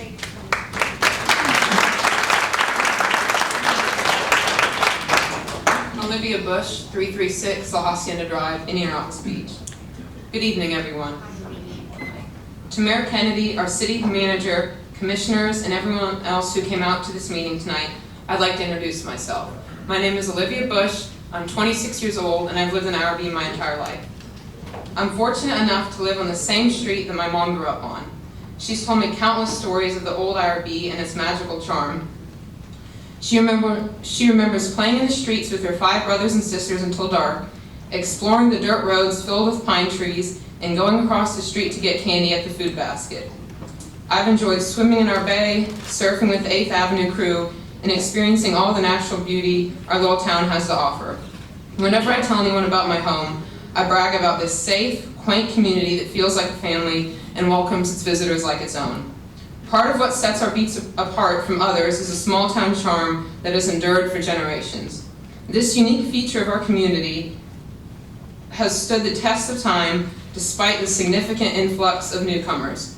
Throughout the last few weeks, there has been a lot of talk about this parking garage. The reason so many residents have become passionate about this topic is because the future of our town we all love is in jeopardy. This parking garage was proposed as a solution to help with our recent influx of traffic. I do not think it'll alleviate this issue. In fact, I think it will add to the problem. With the addition of a 3-level parking garage, our town will face new issues pertaining to safety, added congestion, and the loss of our quaint town in the near future. The addition of more visitors that use the garage will present safety concerns because people will inevitably avoid using the crosswalks if they are overcrowded. This will also cause more traffic jams and longer wait times for our first responders. Lastly, this will erode the very essence of this iconic 3-mile slice of paradise. To the leaders of our town, I implore you to strongly consider the detrimental effects this new infrastructure would create. Please keep IRB's charm so future generations can enjoy it like we do. Thank you. Thank you.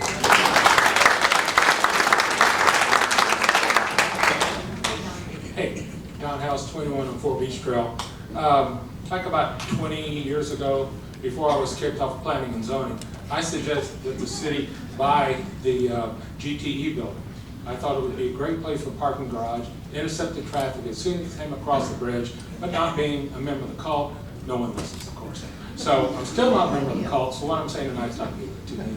So anyway, the city doesn't need a parking garage. The restaurants in the Triangle need a parking garage, and they need one. I don't know, I went to JD's the other night, I went to VIP, I went to, I don't know, it's tough. And they need a parking garage. The city can do, muni rates are really cheap now. I mean, they're practically giving you the money. The city can build a parking garage and let the restaurants do a 2% surcharge. I don't know what they gross a year down there. All the restaurants cumulatively, what, 40 million or something like that. If you put 2% on top of that, and then the city charges for parking also, it gets paid for pretty fast, and it's the people that are using it are paying for it. There's no reason for the restaurants on the north end of town to contribute to a parking garage in the business triangle. They're not going to benefit from it, okay? So if you're going to build this monstrosity, make sure that they pay for it, and I'll guarantee you're not going to get a fight from them. Just add it onto the tag that they're an extra 2%, 3%, whatever, do the numbers so the thing pays for in 6 or 7 months, and then let it go that way. But put it, if it's going to be down and it's going to benefit the restaurants, and that's the only people that are going to benefit from a thing like that, since the GTA, but what some long-haired YouTuber bought it instead of the city. I guess he's a lot smarter than the city. So anyway, but they, so just put it down there and let the restaurants pay for it and do a muni to pay for it. It's not a big deal. It's simple.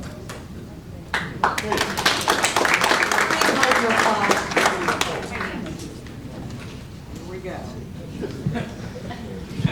Nancy Obarski, 708 Beach Trail. I'm here to ride my one-trick pony again and talk about the parking garage's effect on, guess what, the beach. One gentleman said it, it's going to bring more people to our beach. And I'm trying to wrap my head around this. The feds are going to likely stiff us and not pay to renourish our beach in 2024. So the beach is already narrower than it was after the last renourishment. In fact, a July 2021 report, I don't know if you saw it, by the Coastal Resilience Office of the Florida Department of Environmental Protection has officially termed our beach as critically eroded. So we have a fraction of our beach left with significantly more bodies out there. In fact, anybody who walked the beach last weekend, if you wanted to walk the beach, you had to walk in the water because that was the only available space. There's not room for one more blanket, one more umbrella, or one more comfort dog. And my fear is that this project up for discussion is likely to bring more people to an already compromised beach. That being said, I can definitely see the need for more parking for our businesses, especially if you own a lot of restaurants in that area. And I don't have any good answers there, but we do need to find them. And find them quickly because we don't want to lose these businesses. We don't want to become a bedroom community where we have to go over the beach for every product and service that we buy. So we have to make sure that our businesses are successful. And if Krabby Bill's is here telling us that they need more parking, somebody does need to pay attention to that. And what really needs to happen is that Krabby Bill's probably needs to go to the county commission and complain about the lack of activity on the beach easements, because that would get a lot of it taken care of. If getting sand wasn't in question, I probably would be here listening intently to a pitch on the parking garage. But without the sand, it's like I said under public comments, Indian Rocks Beach is all about sand, and if we don't get it, it's going to affect every aspect of our lives, including our businesses and a parking garage. Thank you.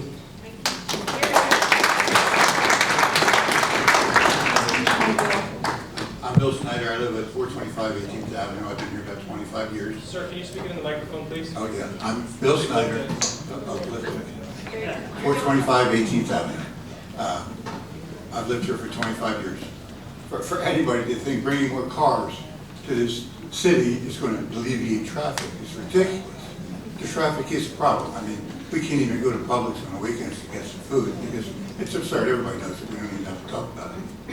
And I sympathize with Krabby Bill's in this situation. I have a business. I have a parking lot. It's a total disaster every day. I can't even park my own car there. It's my problem, not my city's problem, where I park my business cars. If I'm not successful, good for me. But I don't ask my city to pay for more parking or change their lives. It's just too much traffic here. That's really the issue. We don't need more cars down here. Thank you. Thank you,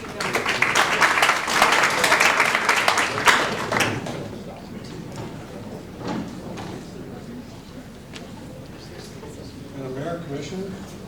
Speak into the microphone. There you go. How about that? Perfect. Hugh Burton, 1102 Beach Trail. My family moved down here in 1958. I've been on this beach, or near this beach, that entire time. And I think maybe we're asking ourselves the wrong question. The question before us today is, will a three-story parking garage address congestion on the streets and access to the beach? Maybe what we really should be asking is, what type of community do we as taxpaying residents want to live in? I want to preface my comments by saying I'm pro-business, I'm a capitalist, I'm a business owner, I've been a professional investor my entire career. However, I find the correspondence that's been circulating a bit misleading and a little bit self-serving.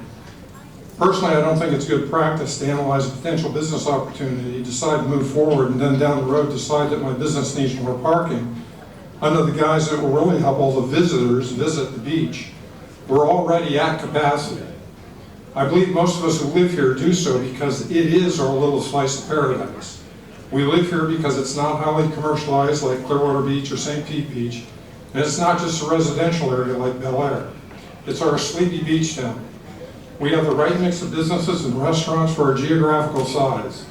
Over the years, it's certainly become more attractive, and it's become more attractive, I believe, because it's not as crowded as our neighbor to the north, Clearwater Beach. As a reminder to those who are new here, over the past several years, Clearwater Beach has added hundreds of new hotel rooms, as well as at least 2 parking garages, infrastructure. However, no additional roads were added. Clearwater Beach is geographic, Clearwater Beach has a geographic capacity limitation just as we do. They suffer because they didn't sync up increased parking capacity with additional roadways. Why? They've outgrown the land they have. In my opinion, Clearwater Beach is a disaster. The only way to effectively get to that beach today is by boat or by bicycle. And I came to that conclusion 30 years ago. Today it's even worse. I think some of the points made in the circulating correspondence is a bit disingenuous, to say the least. Again, all we have to do is look to the north, Clearwater Beach, and see the path that our neighbor took and ask ourselves, do we want to follow that same pathway? As I mentioned a moment ago, Indian Rocks also has a geographic constraint. Contrary to the correspondence, our beach is accessible. We've got 2 bridges to and from the mainland, as well as 2 lanes north and south. Visitors are welcome. I don't remember seeing or hearing anyone tell people they aren't welcome. Enforcing no parking zones doesn't make us less attractive, it's just good business, and many of our businesses do enforce. It means we're paying attention to our business community, and at the moment, we're full.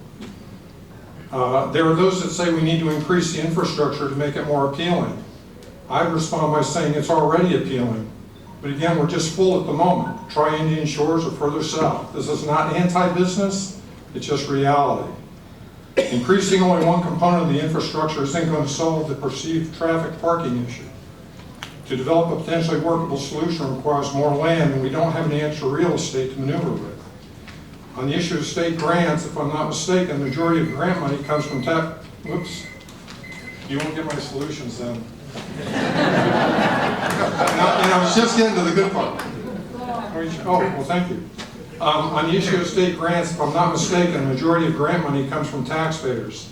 So although it's mentioned that there are those that don't want the city to incur financial burden, we the taxpayers ultimately assume that burden. And right now, please excuse my language, but there's an old saying, you can't put 10 pounds of crap into a 5-pound bag. And before anybody gets really twisted over my wordsmithing, I'm not saying visitors are crap. I'm just trying to make a point that our beaches are at capacity. I realize this is a very sensitive issue. I know it's a dividing issue, and I hope we can work through it through a referendum, but I want something to think about as I close. I couldn't help but notice that in the correspondence being circulated, it was only mentioned that it was a 3-story parking garage. How many spots is that? 100, 200, 500? If we estimate that every car probably averages 3 or more people, then we could see an influx of anywhere from 300 to 1,500 people or more in that area. There is no more room to put additional infrastructure, meaning roads, to move that volume of people. I can't imagine a line of traffic coming in on the beach and leaving on any given day. In addition, can you imagine the number of pedestrians trying to cross Gulf Boulevard and how that will back up traffic? And if it's the same traffic experts that designed Clearwater Beach, well, I'll leave it at that. Lastly, what about public facilities? I can't tell you, and by the way, I live on the beach. I can't tell you how many times beachgoers have come up to me while I'm working in my backyard and have asked if they can use my bathroom. It gets worse. When they hear no, that's what the dunes apparently are for. I don't know how you police that. Now, a solution, quite simply, and it's been mentioned, establish a parking zone on the mainland with shuttles to the beach. There's currently land available just west of the VFW. If a garage is determined to be the best solution, I'd suggest starting with 1 floor, with the ability to add more in the future. Observe it over time, because once it's been built, we can't go back. I believe since the businesses at that end are benefiting from it, Quite frankly, they should be paying for it, in my opinion. With that, I thank you. Thank you, Judy. Good evening.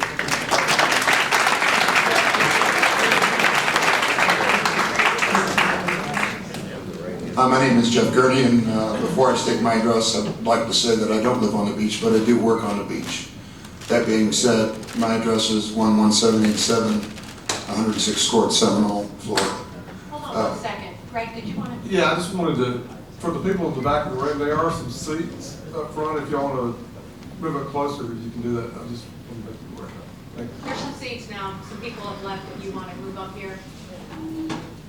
Okay, I'm sorry. Let's forget 2 minutes and 50 seconds, right? Yeah. I'll be brief.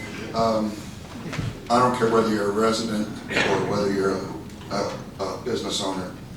I've been playing on this beach for 12 years, and I love Indian Rocks Beach.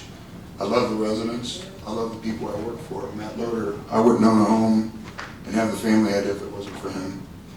I love playing down here. That being said, working on the beach, and I think I speak for a lot of employees that work here on the beach. When you're trying to get to work, and a lot of us work in the afternoons down here, to try to find a parking space when you get down here. JT Corrales said something when he first opened this about, he made a very, very valid point.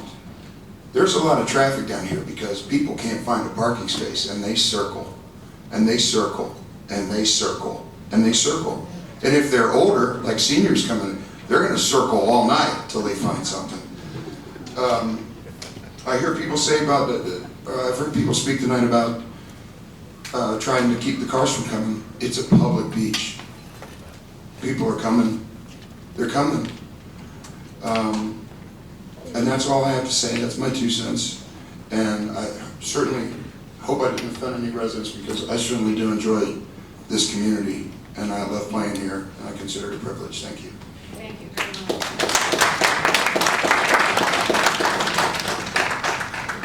Good evening, my name is Erica Dietz, and I live at 534 Harbor Drive North, Indian Rocks Beach. I wasn't planning to get up this evening, so I may be a bit disorganized, but after listening to all of the comments that people have shared, I think what's clear is that we need to be looking for solutions. The people are coming, the traffic is coming, the beaches are full, but they're not going to stop coming. And so I would, I guess, just urge the commission and Mr. Mins respectfully, who just stepped out, perhaps we need to form a separate committee, a commission on this, a study. We really need to get serious. I think that's what's come out of this meeting. And so all the fighting and the back and forth in the social media, I agree with everyone who said that doesn't do us any good, everyone. Let's come together and figure out what some of the solutions are. And so just a couple of thoughts that came to me as I was sitting here on the floor listening to everyone. The idea of a free shuttle for guests in hotels and short-term rentals is potentially a good one.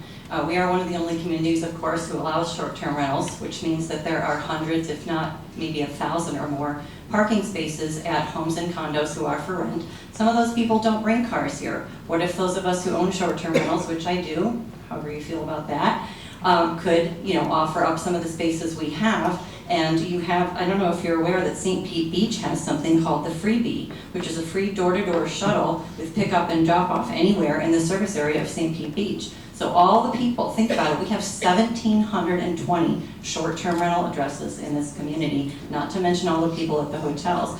What if all of those people, instead of driving from 12th Avenue down to Crappies, which they do, by the way, people drive from 20th down to Crappies, people drive from 18th down to Crappies because it's too far to walk, hypothetically. What if all those people stayed home because they had a free shuttle, left the cars at the Airbnb, and got a free shuttle to where they needed to go? That would save a lot of that congestion and circling that everyone's talking about.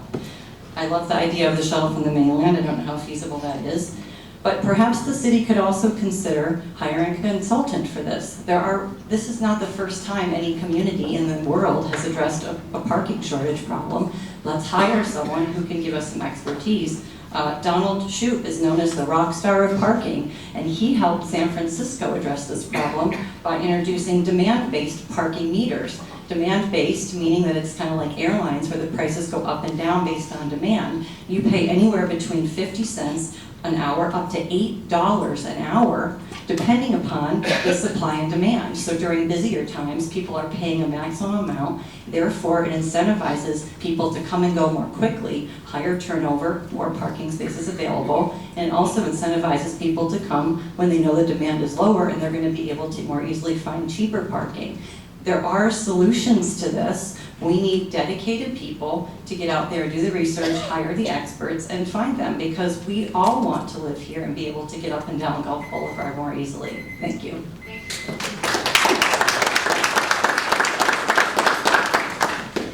Hi, Paul Jenkins with Krabby Bill's, Jake's, Krabby Family Brands. Just wanted to mention, this has been very, very difficult for everybody to go through this, but it's been a wonderful process, and the actual passion that's been showcased, whether we agree or disagree, it's a wonderful thing. It would be nice to bring it back to slightly more civil, and I can speak for myself too, that I've probably stepped out of the bounds a little bit on that too, and some more, it's a heated issue. Yet, one thing I keep hearing people speak of, and I've lived here my entire life too. My children were born in Indian Rocks Beach. I was born and raised around here. I remember when there were orange groves. We all talk about the old days, and we're waxing nostalgic on this and speaking about how great it was back in the 70s and 80s and 90s. I can agree with you there, but short of a time machine, we actually need to start working on some solutions for who we are today and where we are as a county, where we are as a city, and where we are as a state. Florida, this isn't just a Pinellas County or an Indian Rocks Beach issue. Florida has essentially become a refugee state for the rest of the country right now. We have more people flocking here, and that's not going to stop. We need to talk about solutions, and we say that we understand that there have been 3 studies in the past 10 or 12 years that have all talked about the need for more infrastructure and parking infrastructure and solutions. I'm happy to hear recently we have some more solutions being discussed, and that was the only intent of this, was to talk about solutions, how to make things better, not how to make more money, not how to make anything, just to change the actual aesthetic of who we are as a community. That's not been the intent. The intent is how do we fix the problems, because doing nothing is solving nothing, and that's where we've been at for many years now. And I hear people saying that, this is, forgive me, I'm a little jumping around here too, but we've had some good solutions mentioned here too. The time to deal with traffic, the timed crosswalks, that would be a great thing. That would be, and Ms. Zabarski speaking about the beach easements and us researching and going to the county. That's wonderful. Those are solutions. Those are ways that we can fix this, or at least get to that. But the same people who are saying that there shouldn't be any extra parking structure, any parking infrastructure down in the business district, are the same ones who are very soon and also have said here that we need to eliminate parking on the streets. So I would almost say that you cannot do one without the other. There has to be some ability to offset those. We all came here, many of us came here as visitors. Now we're not wanting those people to actually have the same amenities. I hear, and I've read a lot of this was on social media, so it wasn't mentioned here, but we talked about the resident-only parking. You have people that park in the resident-only parking, and they're not residents. How do we enforce that? Well, one way to do that would be to actually, if we could monetize a parking with the city, there could be a parking garage that could be monetized to where you could actually have enforcement. That would be very helpful. And I'm sorry, I had more to say, but thank you for your time. You can have my 3 minutes. Thank you, Paul. May I go? Yep. A few other parts of this was, I heard about people going to the bathroom in the beach, in the sand dunes. That's a problem. If we had a parking garage, another part would be, we need more public restroom facilities. That could be built into there. And we're not talking, and when we speak of, I myself would be against a monstrosity, a Soviet era looking parking facility. That's not what anybody, I think, really envisions who would want one. We're talking about something that could be a hub for either e-bike rentals, it could be a spot for where additional commerce, where we can actually have people, you could park there and there could be the free beach ride type things that take people up to the other beach locations and other businesses. I think once we get back to, and hopefully we can just get back to being the small community that we are, but I agree, if you don't want parking in front of your homes, those people have to go somewhere. But if we're looking at us saying that we're a small community, we have been a small community, we should still trying to remain that way and monitor it and manage it the way it should. But we cannot turn back time. This isn't the 70s or 80s or the 90s. We can look back in nostalgia, and there's a place, if that's what everybody wants, and part of me at times I want that too, there might be a place for that. I don't know where it is. But once again, short of a time machine, we really need to start talking about solutions and actually implementing some of those solutions very soon. Thank you.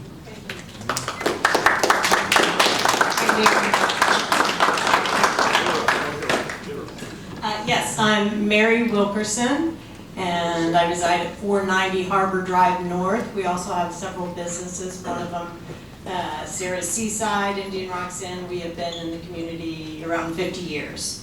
I'm not that old, but first and foremost, let's all take a step back. We all need to address the current traffic crisis. I can't wait to sit in traffic, said no one ever. We know that.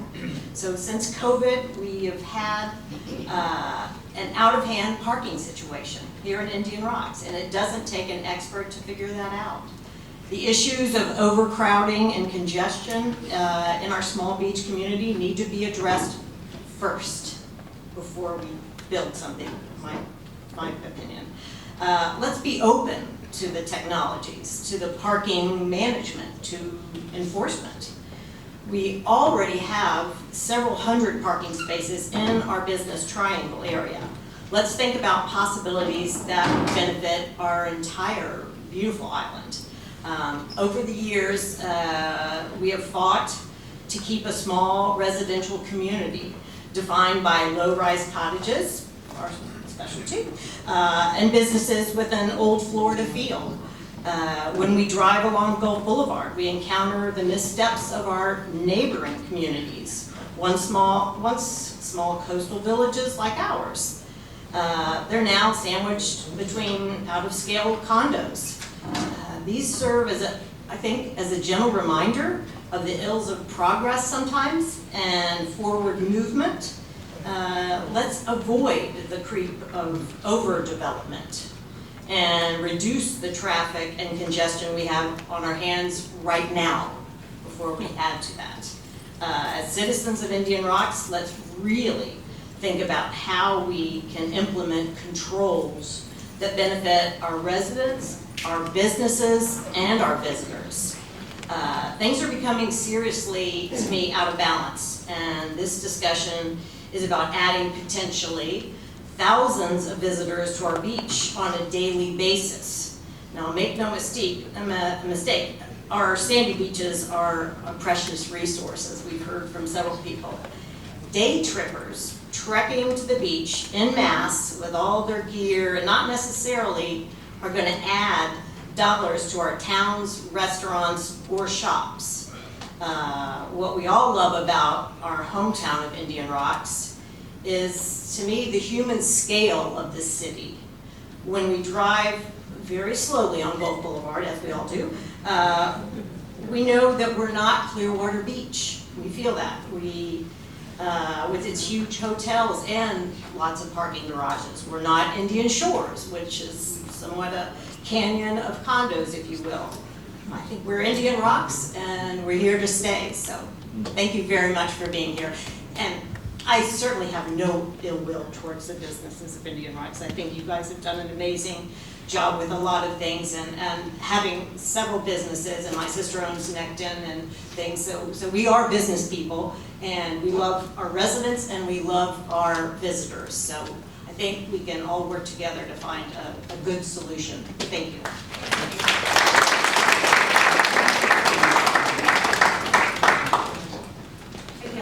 My name is Kelly Sisrick. I live at 448 Harbor Drive South. And I wanted to just draw your attention once again to the fact that we have those 18, I believe it is, city-owned parking spots that are inside the property that the Holiday Inn owns. And those are very underutilized. I went to park in one of those during the Taste of IRB, and they weren't allowing access to them. And there's other times that during busy beach weekends, the Holiday Inn will sell admission to that parking lot, and, you know, they don't let people know that those are free spots in there that belong to the city, not to the Holiday Inn property. So I think before we contemplate building a parking garage structure, we should be better utilizing those 18 spots that the city does own. It would be good to label them on the street side, not from the inside of the Holiday Inn lot like the signage is now, but you need signs when you're driving along, what is that, First Avenue, to show people that those are free city-owned parking that's located right inside there. And, you know, you free up those 18 spots, that's a long way to, you know, helping out the restaurants. Nothing's gonna fulfill the need for parking in the month of March during spring break when the entire city of Tampa decides they wanna come to the beach. But, you know, for a good portion of the year, those 18 spots would go a long way to satisfying our needs. So, and if you can somehow make another entrance into that Holiday Inn parking lot so that those can be more easily accessed, that would be a big help. Thank you. Thank you,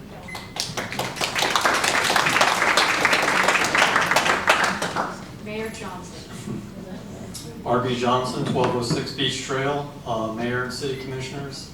Let me mention several of the neighboring communities that don't have any parking problems. Bel Air Shore, Bel Air Beach, Indian Shores, Reddington Shores, North Reddington Beach, Reddington Beach. Those communities do not have parking problems. They don't have parking problems because they provide very little, if no, public parking. We have parking problems, and along with them, congestion and traffic issues, because we're so generous with our parking. We provide more free parking than any other Pinellas Beach community. And the folks who live in the Tampa Bay area and visit this area, and the day trippers, they're not dumb. They figure it out over time, and they figured out where all the parking is, at least the parking they can get to for the most part. I would like to suggest that the issues that we have down in the business district isn't so much a lack of parking problem, it's allocation of parking problem. All those on-street parking places that we put in many years ago and that we've added to over the years, down there on 1st and 2nd Streets, and on 4th Avenue and on Miami Avenue, those are all meant to be for the local businesses and the restaurants down at that end of town. And now if you go down there and spend any time hanging around that area, you see that most of them, or at least I believe most of them, or a heavy percentage of them, are being occupied by people who are going to the beach. So it doesn't seem like it makes any difference how much parking we add down there. It doesn't so much help the businesses. It's sending more and more people to the beach. And as a number of people have already noted, we're pretty full up here. And I don't see it written across the clouds that we have to be the beach destination, the major beach destination for a couple million people in the Tampa Bay area. We're a very small community, and we already are very generous in providing public free parking at so many of our accesses. They can park on our side streets. We definitely have issues there. They can park down at the south end of town on the street. What we need to do at the very least, and I'm not going to go into all the possible solutions, but at the very least, I hope the Commission would seriously consider ways to attack the issue of people parking in those spaces down the south end of town on the street that end up going to the beach and not to the businesses. And there's different ways to do that. You can limit it by the hours that they park there.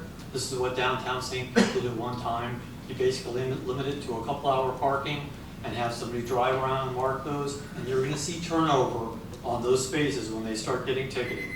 So that's one way you can attack that, but it really needs to be worked on to free up those parking spaces, because we have quite a few down there already. Thank you.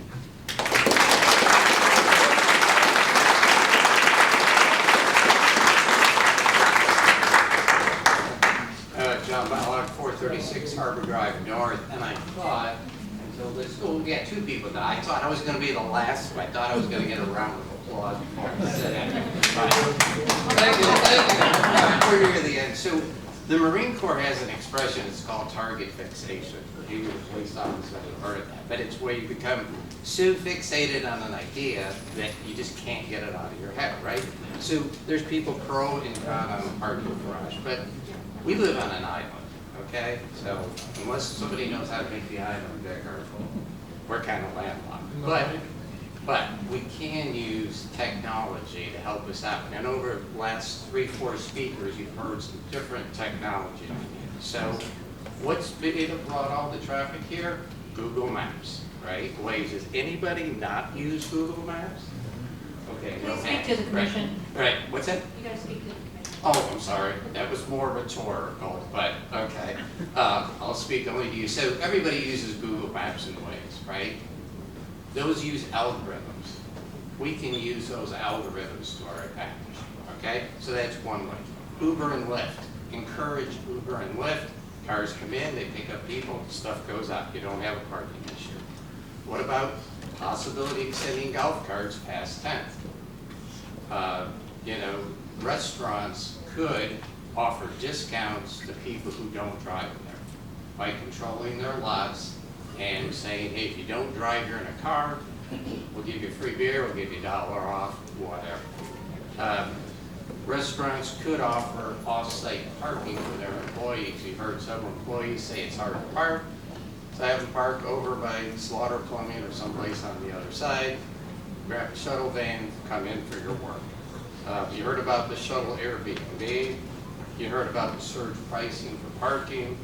And the last one I'll throw out is if you've ever been to any of the parking garages, Tampa Airport is a great example.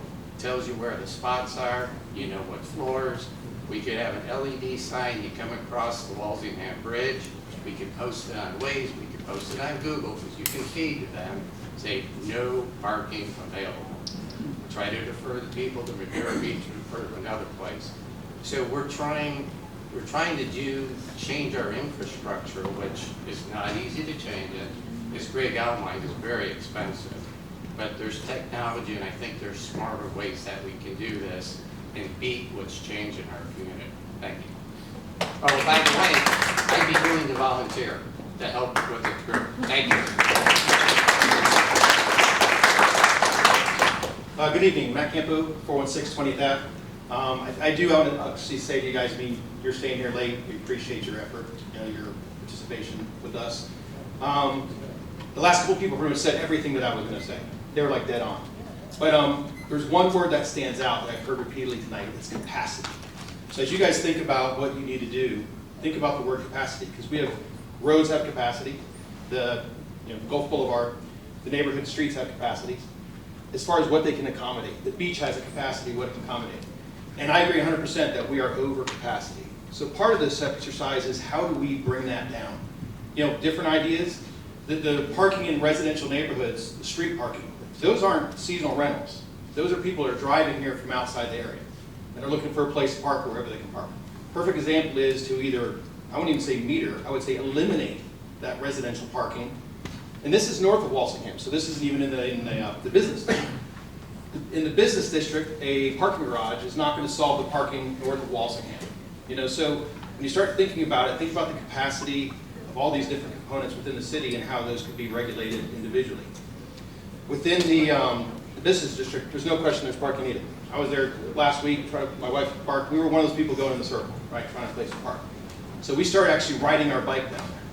But if there was more golf cart parking, we probably would take a golf cart. We probably could fit more spaces, in golf carts. So the word is multimodal transportation. That's the other component. How much other ways can we get people where they need to go without sticking them in the car? So back to capacity. The city has a capacity of how many cars we can fit, whether it's on the streets, whether it's on the beach ends, whether it's in the business district. So you have the ability to control how many people are here in that realm. And so that's a tool. So I hear some people say, oh, the people are going to come.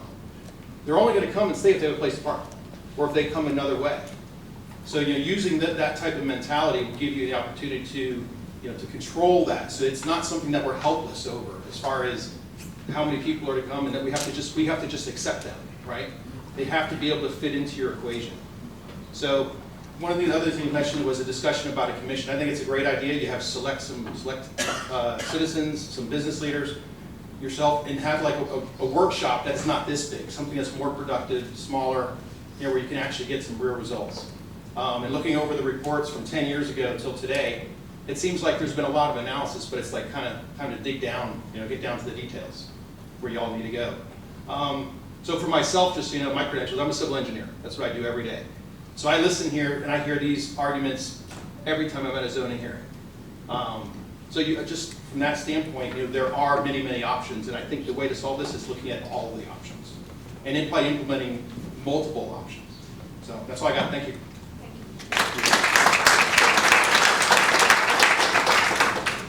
Good evening, John. Good evening. John Fanasteel, 448 Harbor Drive South. I don't remember meetings being this popular before. What's going on? I think this is pretty simple. The Walsingham Bridge area, BRB, is too congested. I waited in traffic 8 blocks trying to get off the beach route, basically business triangle area. There was no accident, no construction, it wasn't rush hour, it's just too congested. Adding shuttles, bringing a bigger parking garage is only going to make it more congested. If you put a parking garage in there, it's going to benefit a very, very small number of people that have interests in the business triangle. But the rest of the 4,000, 4,500 people in Indian Rocks Beach will be stuck in greater traffic trying to get through that congested area. That's just my 2 cents. Good luck. Thanks. Thank you, John.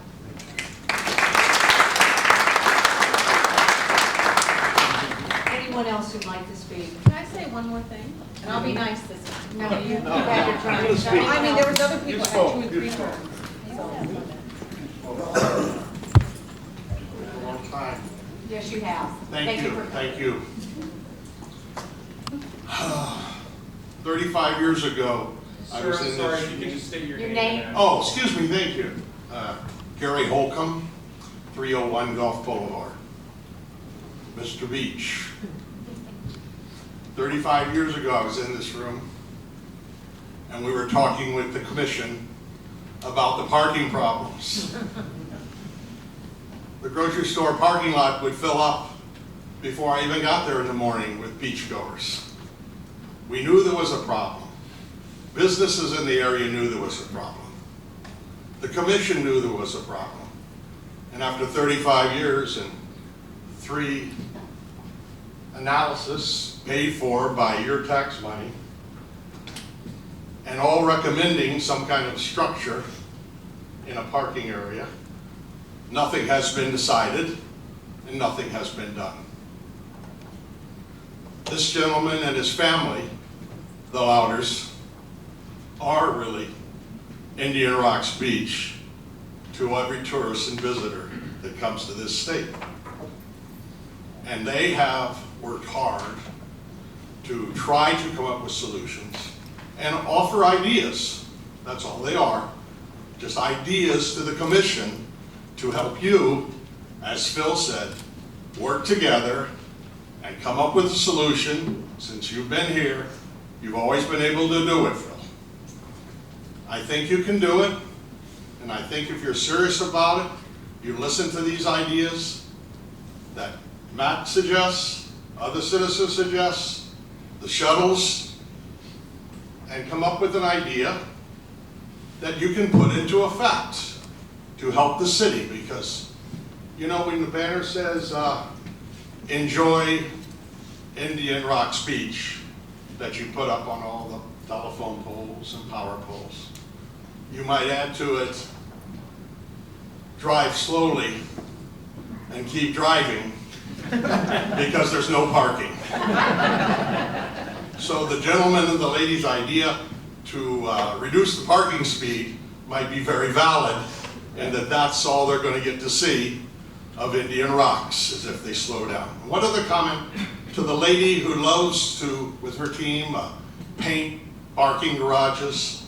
I hope that goes into her book, because certainly her team could paint the parking garages that the city helps create or private industry creates and make them look like old Indian Rocks Beach.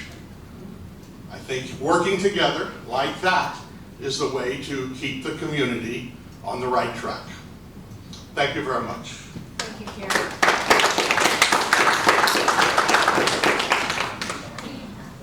Paula Hamill, 2112 Gulf Boulevard.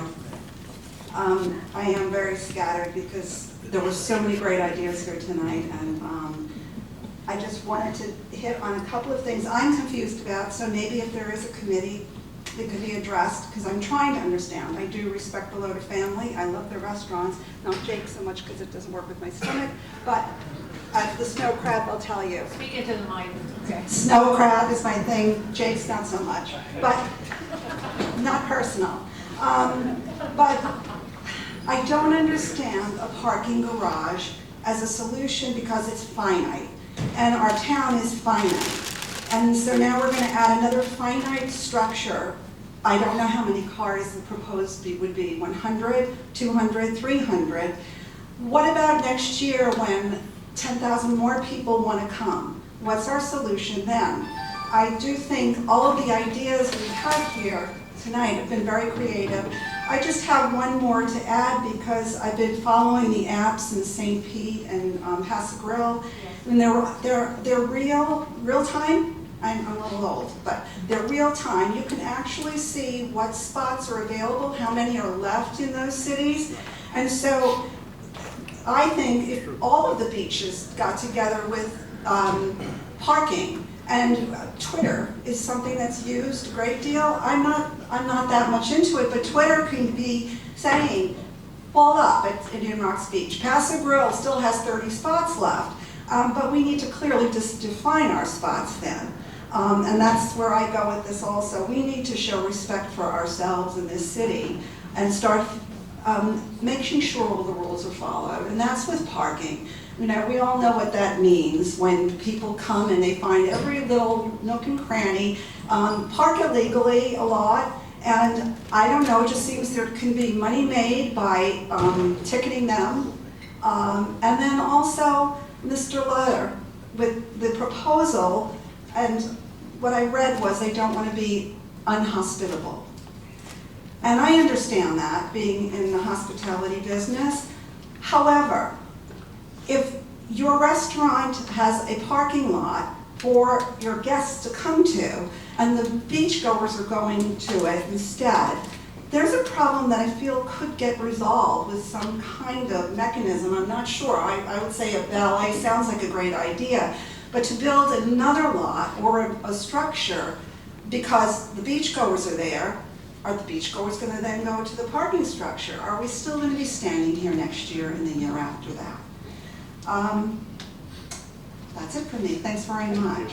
Thank you for coming over. Is there anyone else who has not at this time? Yes, sir.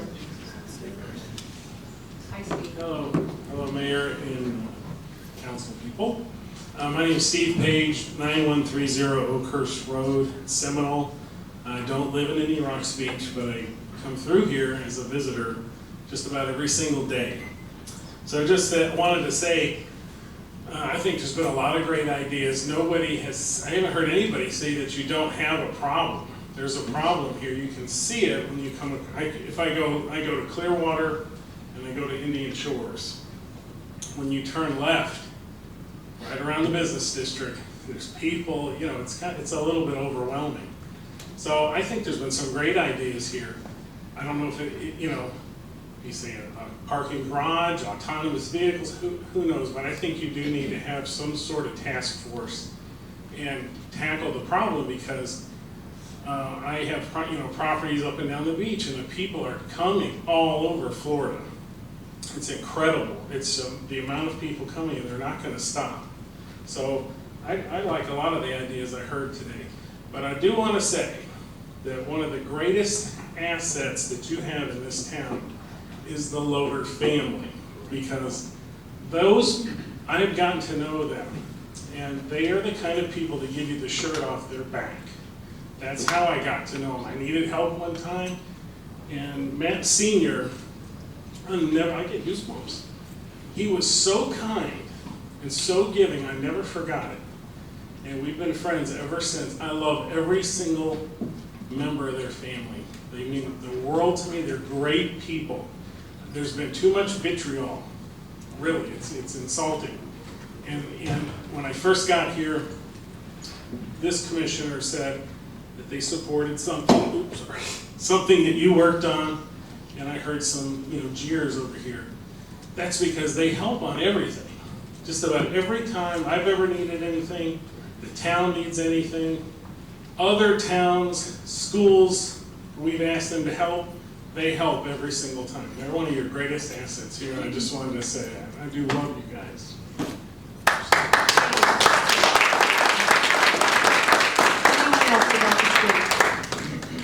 Hi there, I'm Heidi Wilkers at 312 Bahia Vista Drive. I just want to point out something that the original speaker said that I feel wasn't really accurate. He said that the towing of the cars that are there as beachgoers, not as patrons of the restaurant, is not a solution. And I would just like to recommend that they rethink that, because towing the vehicles that are there in their parking lots and enforcing that would actually benefit their businesses. And I just would like them to reconsider that as an option. Thank you. Thank you, Heidi. Is there anyone else who has not spoken that would like to come up at this time? Pat, you already came up. I'm sorry, I can't. Oh, he was at a different time. Okay. All right, Pat, you can come up. You were at the other agenda item. Yeah, Art MacArthur, 414 12th Avenue. Yes, that's right. Thank you. Yeah, so actually, all I want to know is, because, a lot of good input, but from this point, and maybe I'm kind of stealing what you're about to talk about, but can you put a framework and a timeline together on what you're going to do and publicize it so that we know if the commission's going to get created, if there's going to be a study done, comparing other beach communities and how they've done to do this, because you get a lot of input, you guys are busy, I understand that, but what I see happen a lot of time in municipalities, this will drag, and people will be like, I haven't heard anything, it's been a year. I mean, a year goes by fast. So what I'm asking is that something starts to get done so we can see the evolution and where this is actually going to lead. Because that's the most important. That's what everybody really wants. At the end of the day, we don't want to end up like Clearwater. We don't want to end up like the places down south. We love it here, but we're looking to you for your leadership and movement on this particular issue, because I think it's a bigger issue than just parking. That is a symptom of the overall problem, and you can start actually implementing short-term solutions that start to quickly affect some of the parking, like people paying, rentals, providing parking, those things immediately, because even just trying to build a parking garage, let's just say that you approved it today. How long before a parking garage is actually going to be up and functional? 3 years, 4 years? I mean, things don't get built really fast around here. And from what I've seen with parking garages lately, they're like Lincoln Logs. You put 3 levels in, well, it doesn't prevent you from putting 3 more in 6 more years when you figure out, oh, we still got a problem, we need more parking spots. So that's all my whole point was just see a framework and where we're going, and that's it. Thank you. Thank you. Anyone else would like to speak to it, not spoken? That's it. Okay, hearing none, I'm going to close the public hearing at this time. I'm going to look for Greg first. Is there anything that any comments that you would like to make before I go to the commission? No, I agree with all the comments that were made. There are a lot of good ideas. We've heard a lot of those tonight, and I've read a lot of those in the last 2 or 3 weeks. As your manager, what I would propose or suggest is that, because we do follow up on things and we get results, is give us a little time to take this list. There's some specific things that I want to look at. The last speaker just touched on it, some probably short-term and some long-term solutions, and then within a real short period of time, at a scheduled meeting, I can report back to you kind of what we'd like to pursue. Would any of the commissioners, I have a couple things that I'd like to say. Are there any of the commissioners? Ed? First of all, I wanted to thank the Krabby Bills organization for putting forth a discussion about a potential option to solve a problem. And it was just an idea to solve an issue that needed to be looked at. And that was a noble undertaking, and I think you've highlighted the need to support our businesses and to make sure that we get the right mix of commerce into the city. And the very goodwill gesture that you did was misinterpreted on social media and turned into something it never needed to be. The way that this commission works is that an idea is put up, we have a work session, we may have more than one, and then we go through a very deliberative process which may result in a committee or some other kind of work group. It ends up in a budget item, and it takes a long time to get something done here. But you started it, and that's going to help this community in the future, and we owe you a debt of gratitude. Personally, I regret that you had to withstand some of what I view as reckless social media interactions for trying to do a good thing. So thanks for helping us get started, and I hope that we as a city and a community can work together to make it a good result. Thank you, Ed. Joe? Just real briefly, as Ed said, we've seen a tremendous amount of good ideas. The one thing that kind of stuck out to me, it's very easy for people to give opinion, conjecture. I'm not a parking expert, nor profess to be. The civil engineer was probably pretty close, and the other guy that designed parking garages.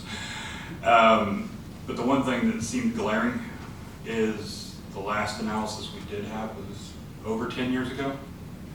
The technology has completely changed. How people park, how people find where they're going to go. Like they mentioned, Waze, Google, that's how we all drive now, right?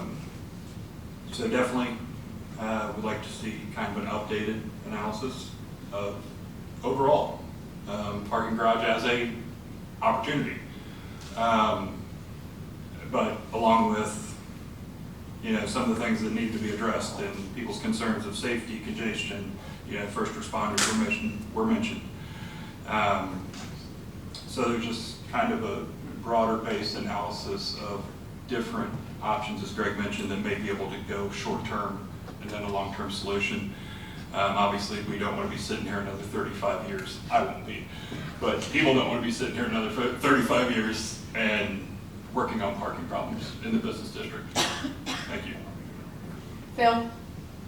All in all, thanks to the Lillard family for everything you do for our community. Thanks to you all for showing up this evening and bringing, as I said earlier, great ideas. They're there. We do have a traffic problem. And are we treating the symptom or the problem? I have been an advocate since I took this seat in 2009. I don't understand why we had free parking. I'm like anyone else. If I get something for free, it's for me. And as I did my research and found out that our accesses we have more accesses to Pinellas County beaches than any other city along here. And if it's free, I'm going to come over and I'm going to park. The other thing I don't know that it was mentioned with, and I don't know because the plan, if you put the parking garage in, I don't think it's going to be free. I went down to St. Pete to do some real estate business down there, and I had to pay $25 to park in the parking garage. And the guy reached into his pocket and he pulled out more money than I think a drug dealer had. And I asked him, I said, what is this? He said, well, a bunch of doctors got together. And they've got several of these. And he said, we're full every day. So it is a profitable business to be into. So I would probably think that it would not be a free opportunity. And I would also, my mind was really working on this, that I don't think you would have a lot of beachgoers going there, but more or less to serve the restaurants, the restaurateurs. And that if I came to your restaurant and I had a nice dinner or whatever, you would validate my parking complimentary. So that crossed my mind. But I think that the biggest issue I'm seeing is you take the money out of it in terms, put the money into it as far as the free parking. You'll see a lot of stuff go down. It's not going to cure it, but it's a start. that coupled with a lot of the things that we all talked about tonight, beautiful ideas. I commend everybody and thank you very, very much. Excuse me, Denise, yes. just one second. You need a motion to go, to send the meeting past 9:30. We have a motion for 15 minutes. Second? Second. All in favor? Aye. Denise? Is anybody sick of talking about parking? You know, there's just been so many great ideas here percolating, and there's a lot to digest. But yeah, I think it's going to be, you know, a handful of little changes we make that's going to improve a lot of things. But we need to talk about it, we need to test them, we need to try it, and then we need to figure out, do we need a parking garage or should we have a parking garage? All these are all unanswered questions. So I can see to you.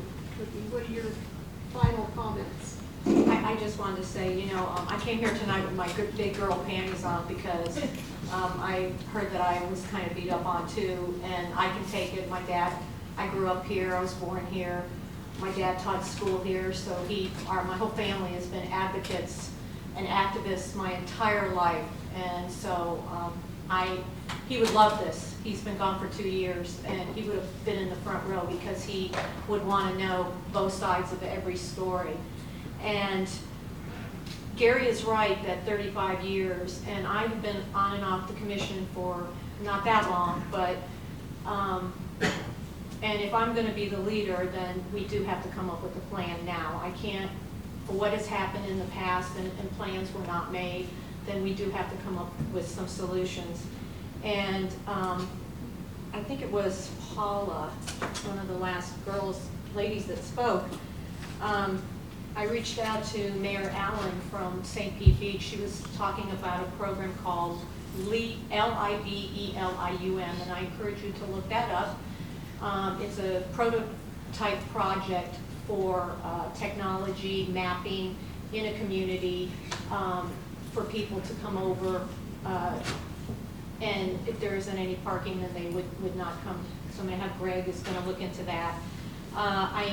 We're going to be meeting with the county to see if there are solutions off the island.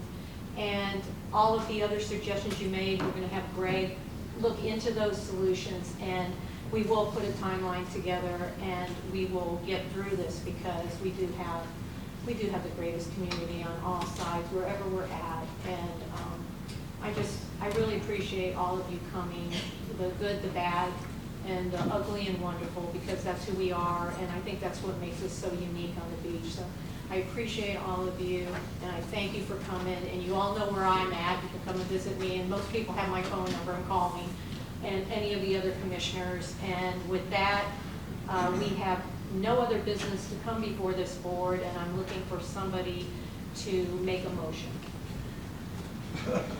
Madam Mayor, I'd like to make a motion to adjourn this meeting. And is there a second? I will second that. All in favor? Aye. Thank you for coming.